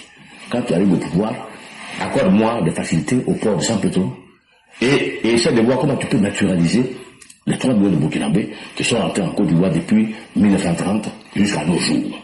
Ceux qui ont au moins un minimum de 20 ans de séjour, comment tu peux les naturaliser pour ne pas qu'ils reviennent au Burkina et fassent un coup d'état pour me renverser. Ça a tué la crainte de Blaise. Maintenant, Blaise a respecté son contrat jusqu'à l'an 2000. Il a même proposé un bonus de former des militaires ivoiriens qui, au cas où il faut voyer persister au pouvoir, qui peuvent organiser une opération pour le renverser. Ces militaires-là, on les connaît, c'est le colonel Oulata, c'est même Dakoudakoui qui a suivi même des formations, c'est le capitaine Akapia, tout cela. C'est sur Blaise que ces gens ont été formés. Maintenant, quand Gbagbo a pris le pouvoir, Blaise amène quelqu'un Pour la contrepartie, Blaise dit, Gbagbo dit, bon, qu'on me laisse le temps d'attendre. C'est comme ça que nous sommes partis vers 2002. Et Blaise a reçu la rébellion au Burkina. Et quand un journaliste français est venu au Burkina pour dire, oui, mais récemment, tu as téléphoné à Chirac pour dire qu'il y avait des Burkinabés des Ivoiriens qui sont ici, qui s'entraînent, mais Gbagbo est ton ami. Il dit, oui, mais Gbagbo est mon ami, parce que je l'ai financé. Mais il n'a pas respecté le contrat.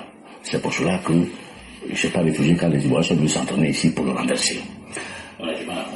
Quelqu'un est parti, le journaliste est parti à Abidjan, voir Gbagbo. Blaise dit que quelqu'un qui est en train de s'entraîner au Burkina Faso pour te renverser, c'est parce que tu n'as pas respecté le contrat que vous avez signé. Il dit, ah oui, mais Blaise, c'est vrai, il m'a financé, mais ce n'est pas une raison pour nous dans la Côte d'Ivoire. Donc on comprend bien pourquoi Blaise a soutenu Guillaume Soro et sa rébellion pour frapper la Côte d'Ivoire en 2002. Mais il fallait que je sois au Burkina chez Blaise pour que le deal puisse avoir lieu en 1989. Parce que le problème de fond de toute action politique en Afrique, c'est le financement. Il faut avoir un État qui finance. Et Blaise a financé. Et c'est parce qu'on n'a pas respecté le contrat qu'il nous a envoyé la guerre. Et donc Bernard Doza vous dit que c'est lui-même qui était l'homme de main de Gbagbo pour ficeler le contrat pour recevoir les 20 millions chaque fin de mois. Est-ce qu'on peut dire les choses plus clairement que cela? Et c'est tout ça que Laurent Gbagbo a voulu cacher aux Ivoiriens pour soumettre la Côte d'Ivoire aux pires atrocités pendant des années et des années. Et donc, mesdames et messieurs, c'est là que nous nous arrêtons. On va écouter l'édito des Mers Blancs et rapidement, pour ceux qui voudraient prendre la parole, on n'a pas vraiment de temps, mais ceux qui voudraient extrêmement prendre la parole, vous n'aurez pas plus de 5 minutes. Vous pouvez déjà commencer à vous signaler par écrit et comme ça, on va vous donner la parole dès qu'on finit avec l'édito des Mers Blancs. Merci à tous. Bonjour éclaireur pro-vérité, bonjour à tous mes condisciples de la digne classe éclaireur pro-vérité. Je vous salue mes chers chantres. Mes chers chantres, Sophie Densia, Anicette Conan. D'abord, qu'est-ce que c'est qu'une chantre? D'après mes recherches, une chantre est une dignitaire de l'Église qui loue Dieu en chantant. C'est une femme qui a donc mis son organe vocal à louer Dieu et Dieu seul. De ce fait, sa bouche ne profère que des paroles sacrées. Ma chère chantre, tu es née pour louer Dieu, n'est-ce pas? Mais pourquoi toi? Tu es mêlé à ces histoires tristes de cul et de trésorerie. Pourquoi? La fille de ma voisine souffre d'une baisse de foi à cause de toi. Comment peux-tu exiger des millions? Aurais-tu substitué le bon Dieu à l'argent roi? Une simple croyante du dimanche aurait fait ça, que nous aurions compris.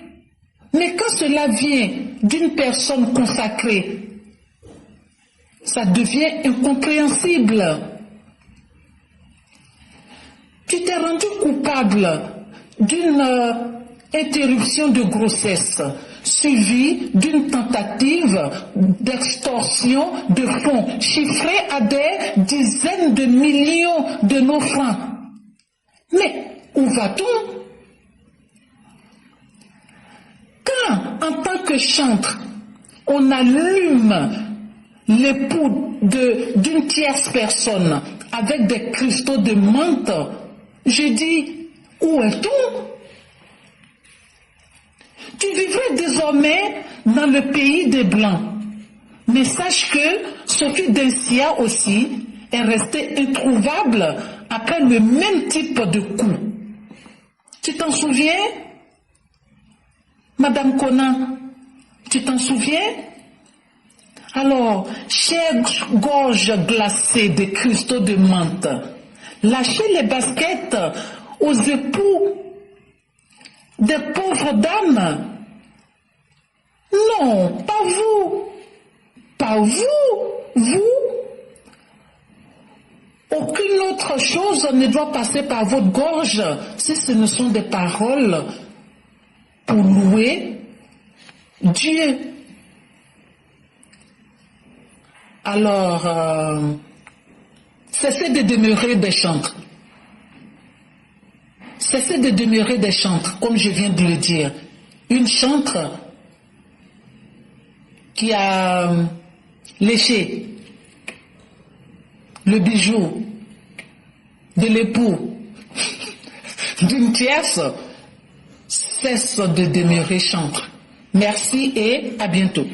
Merci infiniment, Mère Blanc. Chez nous au quartier, on dit une chante qui utilise sa voix pour nous, dit-on, proclamer un Dieu qui serait mort sur la croix et qui utilise cette même voix pour utiliser sa gorge pour chanter avec micro du papa de quelqu'un.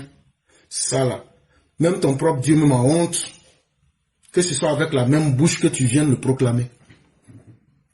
Arrêtez de mentir, de prendre le manteau de Dieu pour tromper les gens. Proclamez le démon parce que c'est ce que vous êtes. Je préfère un féticheur qui est digne qu'un soi-disant chrétien ou musulman qui n'est qu'un hypocrite. C'est dans le livre des musulmans qu'on retrouve le chapitre des hypocrites. C'est dans la Bible que Jésus vous dit que vous n'êtes que de la race des vipères. Et il nous a averti que beaucoup viendront parler en son nom, mais en réalité, vous êtes pire que le diable lui-même. Et aujourd'hui, les œuvres du diable se voient à travers vos actes. Quand vous les voyez, c'est eux qui proclament leur Dieu. Mais en réalité, ils ne font que la promotion du Satan, qui est fier d'eux. Ils ne font que la promotion de Mammon. Parce que pour eux, l'argent est plus que Dieu. Et la même bouche qui a avalé le sperme de la bête, c'est cette même bouche que tu vas prendre pour venir proclamer ton soi-disant Dieu. Quelle honte! Et qui plus est un Dieu qui allait se donner à la mort. Voulez-vous que moi je croie en un Dieu qui meurt? Non. Non. Soyons un peu plus sérieux. Soyons un peu plus sérieux. Voudrez-vous que je croie à un prophète qui est un célibataire, qui va venir, moi, l'homme marié, me conseiller? Je ne prends pas de cette sauce. Soyez un peu intelligents, chers Africains, réveillez-vous. On ne domine pas quelqu'un par hasard. Être dominé est un acte volontaire de soumission. Merci à Mère Blanc, merci à la classe éclaireur pro vérité. Réveillez-vous et soyez vous-même. Mesdames et messieurs, il est 10h00 heure de New York. Il y a 1, 2, 3, 4, 5 personnes qui veulent parler. Personne n'aura 5 minutes. Donc ceux qui vont venir parler, s'il vous plaît, dès que vous dites bonjour là, laissez tous les protocoles. Allez directement au but. Quand vous finissez là, laissez la parole. Parce que je dois aller au boulot. Je suis piégé par le temps. Je dis ça dès le départ. Dès que vous venez, laissez tous les bonjours, tout. Bonjour, chers auditeurs, allez droit au but. C'est vraiment très important. Et donc, dès que vos 4 minutes vont arriver, je vais vous dire de faire la conclusion et on va passer à autre chose. Maintenant, ceux qui voudraient poser des questions, vous pourrez le faire demain sur TikTok. Je ne pourrai pas répondre à des questions aujourd'hui. Comme je le dis, je suis extrêmement pris par le temps. Ceux qui se sont déjà signalés, on va faire avec, mais il n'y aura pas d'exception. Allez droit au but, laissez la parole.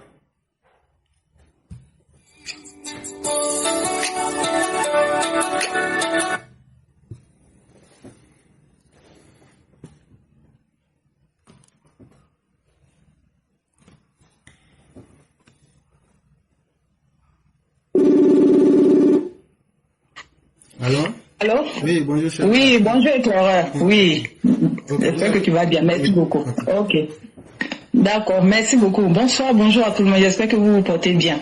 Chères femmes, chers hommes, cette histoire de Yaya Touré ainsi que Anicette Konan doit nous servir de leçon. Les femmes, arrêtons de rêver. Arrêtons de croire que les riches veulent de nous qui sommes au dehors, comme femmes. Arrêtons de croire tout ce qu'ils nous disent. Arrêtons de croire à leurs promesses dans la bouche. Concentrons-nous sur notre travail. C'est ça qui peut nous aider demain. C'est ça notre avenir. Arrêtons de sortir avec les hommes mariés, qui viennent nous dire qu'ils n'aiment pas les femmes, que les femmes ne font pas ce qu'il faut pour leur donner du plaisir. Tout simplement pour pouvoir profiter de vous. Voler vos jeunesses, vous enceintez, et puis ne pas prendre leurs responsabilités, en profitant bien du cristaux de menthe, en se lapant les lèvres à cause du goût du cristaux de menthe. Ils ont tous les lèvres roses aujourd'hui. Arrêtons d'être des victimes, des manipulateurs. Faites attention, et vous, les professionnels de l'utilisation des cristaux de menthe, vous les lapins de lèvres là, arrêtez de ramasser les maladies au dehors pour venir donner à votre femme à la maison. Lorsqu'on décide de ne pas être un homme de valeur là, un homme sur qui on doit prendre comme exemple, on doit se protéger. Si tu ne te protèges pas, ne sois pas étonné que ta copine soit enceinte. Et ça veut dire que tu dois assumer tes responsabilités. Et sachez que l'avortement est interdit en Côte d'Ivoire. Donc quand votre maîtresse sera attrapée dans cette situation, vous aussi, on doit vous enfermer aussi.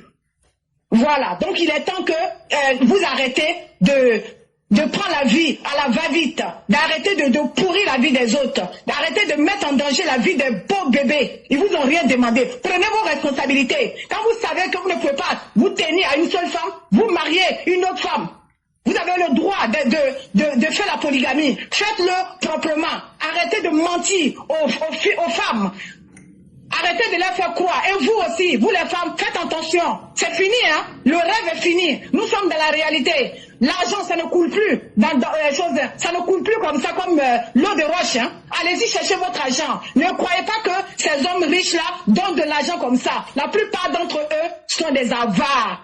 Voilà, donc il faut rentrer pour voir ce qui est dedans. Donc arrêtez de rêver, concentrez-vous sur ce que vous avez à faire. C'est ça qui va vous aider. Voilà, donc c'est ce que je voulais dire. Merci à tous et puis bon week-end à chacun et puis à demain. Merci. Merci beaucoup, chère mère. Merci pour le conseil et que Dieu fasse que les uns et les autres puissent en tirer bénéfice. Merci beaucoup et excellent week-end à vous aussi. Merci, au revoir. Merci beaucoup.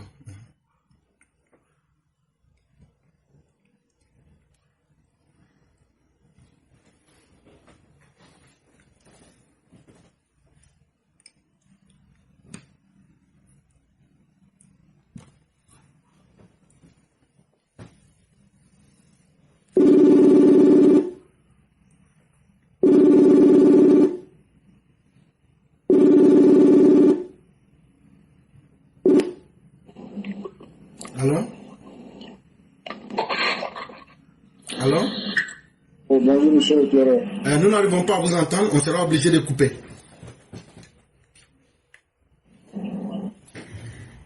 Ok. Donc, on va passer à la personne suivante.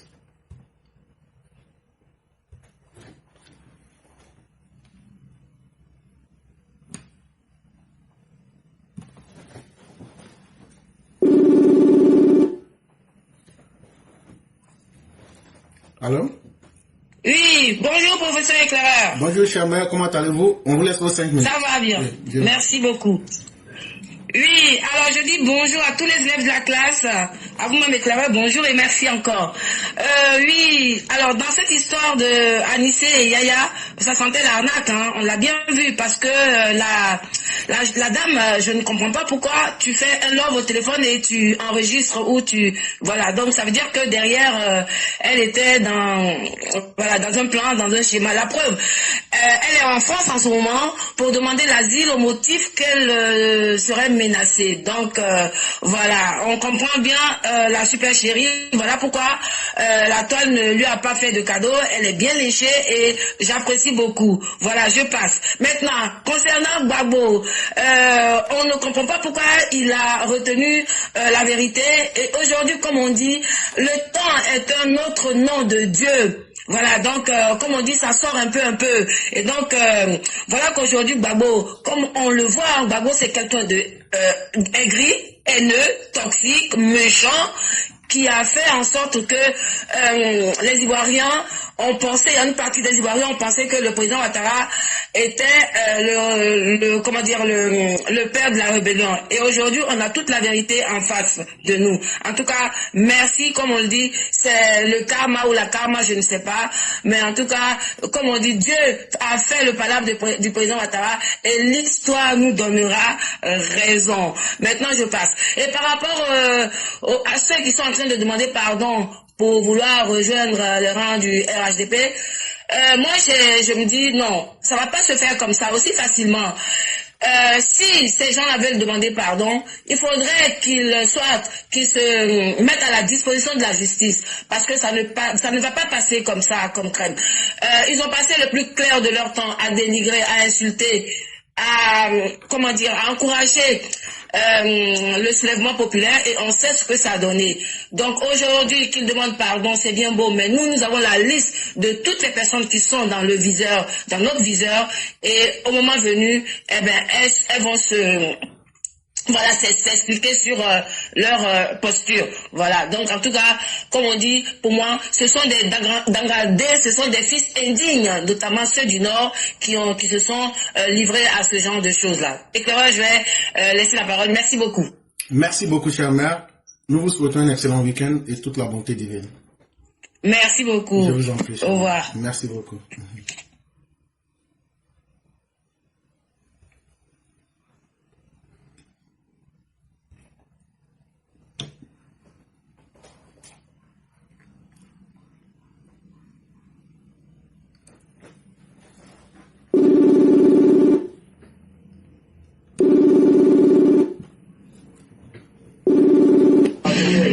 Allô? Oui, bonjour le concurrent. Oui, bonjour, cher frère Clara. Ok, donc on vous laisse pour 5 minutes. Alors, je vous remercie de me donner la parole. Je prends la parole avec un énorme plaisir aujourd'hui pour m'exprimer sur une nouvelle détail qui est apparu dans la presse ces temps-ci. De quoi il s'agit exactement? Il s'agit du nouveau plan national de développement 2026-2030 qui se chiffre à 206 milliards de dollars. Quand on fait un calcul, ça donne bien un montant total qui s'élève à un peu plus de 114 838 milliards de francs CFA à investir sur la période 2026-2030. Alors, à titre d'information, le produit intérieur brut de la Côte d'Ivoire se chiffre à peu près 111 milliards de dollars, ce qui donne 61 600 milliards de francs CFA à peu près. Alors, si on essaye de combiner 206 milliards de dollars à 111 milliards de dollars, ça va donner un total de 317 milliards de dollars en 2030. Et un calcul en francs CFA, ça doit donner 176 000 milliards de francs CFA. Déjà, 317 milliards de dollars, ça rapproche la Côte d'Ivoire des 3 premières puissances économiques. Bien entendu, ces 3 premières puissances économiques ne resteront pas les bras croisés. Elles pourraient être amenées à évoluer également. Il s'agit de l'Afrique du Sud qui a 401,58 milliards de dollars, l'Égypte 399,51 milliards de dollars, le Nigeria 334 1,34 milliard de dollars. Ça, ce sont les différents produits intérieurs bruts de ces 3 premières puissances africaines. Donc si la Côte d'Ivoire fait un effort à partir de 4 années à venir pour retomber à un peu plus de 300 milliards de dollars, la Côte d'Ivoire va se rapprocher, je dis bien se rapprocher des 3 premières puissances économiques africaines. Donc ça veut dire quoi au juste? Ça veut dire que si la Côte d'Ivoire se met au travail, dans seulement 5 ans, elle peut devenir la 4e puissance économique africaine. Si on fait une autre projection sur 5 ans encore pour 2035, où on pourrait être amené à investir, un exemple, le double du montant qui est désigné dans le PND 2026-2030, si le nouveau PND 2031-2035 se chiffre à un peu plus de 400 milliards de dollars, qui est à peu près le double de 206 milliards de dollars. Voilà, il dit à peu près. Donc ça veut dire que la Côte d'Ivoire peut viser la première place en termes de puissance économique africaine. Ce qui veut dire quoi? La Côte d'Ivoire a intérêt à se mettre résolument au travail, à préserver sa sécurité, à surtout mettre un accent particulier sur l'éducation nationale, la formation, la création de richesses et d'emplois pour tous. Bon, comme les 5 minutes sont arrivées à terme, je m'arrête là tout en vous remerciant. Merci infiniment le concurrent. Merci encore de cette belle explication. C'est nous qui vous disons merci. On vous souhaite un excellent week-end et toute la grâce divine. Merci beaucoup.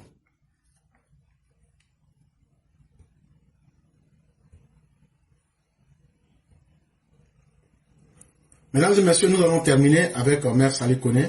C'est elle qui va faire son déroulé et dès qu'elle a fini, on va directement passer aux conclusions. Moi, je ne vous parlerai plus. Je dis merci à tous ceux qui nous ont suivis. Merci de nous faire confiance. Et demain sera nos jours sur TikTok pour pouvoir donner encore plus de détails. Mais merci à ceux qui nous ont suivis et qui ont sécurisé l'émission. Merci à toute la classe éclaireur pour vérité.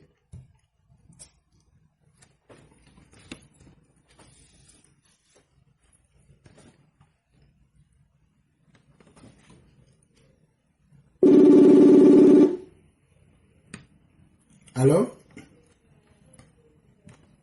Allô? Oui, bonjour cher mère, comment allez-vous?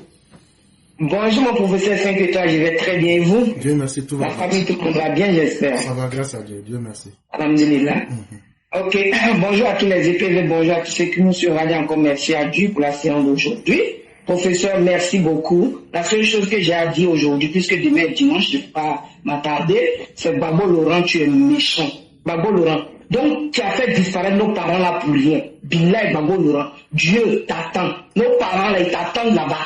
Donc, tu connaissais la vérité que tu nous as mis d'enfer. Ok. Donc, professeur, je m'arrête là. Que Dieu protège Papa Ado, que Dieu protège la Côte d'Ivoire, que Dieu protège tous ceux qui bataillent pour la sécurité, comme nos forces de l'ordre, et que Dieu nous bénisse nous-mêmes, professeur éclairé, toi-même, ainsi que tous les EPV. Inch'Allah, demain, TikTok, on n'a pas beaucoup à dire. Merci, professeur. Je m'arrête là. Merci beaucoup, cher mère. Donc, vous pouvez aller directement à la conclusion. Ok, juste pour dire encore, on va dire grâce à Dieu, merci à Dieu pour la séance d'aujourd'hui, que Dieu protège la Côte d'Ivoire et que Dieu nous garde dans ses grâces. Merci.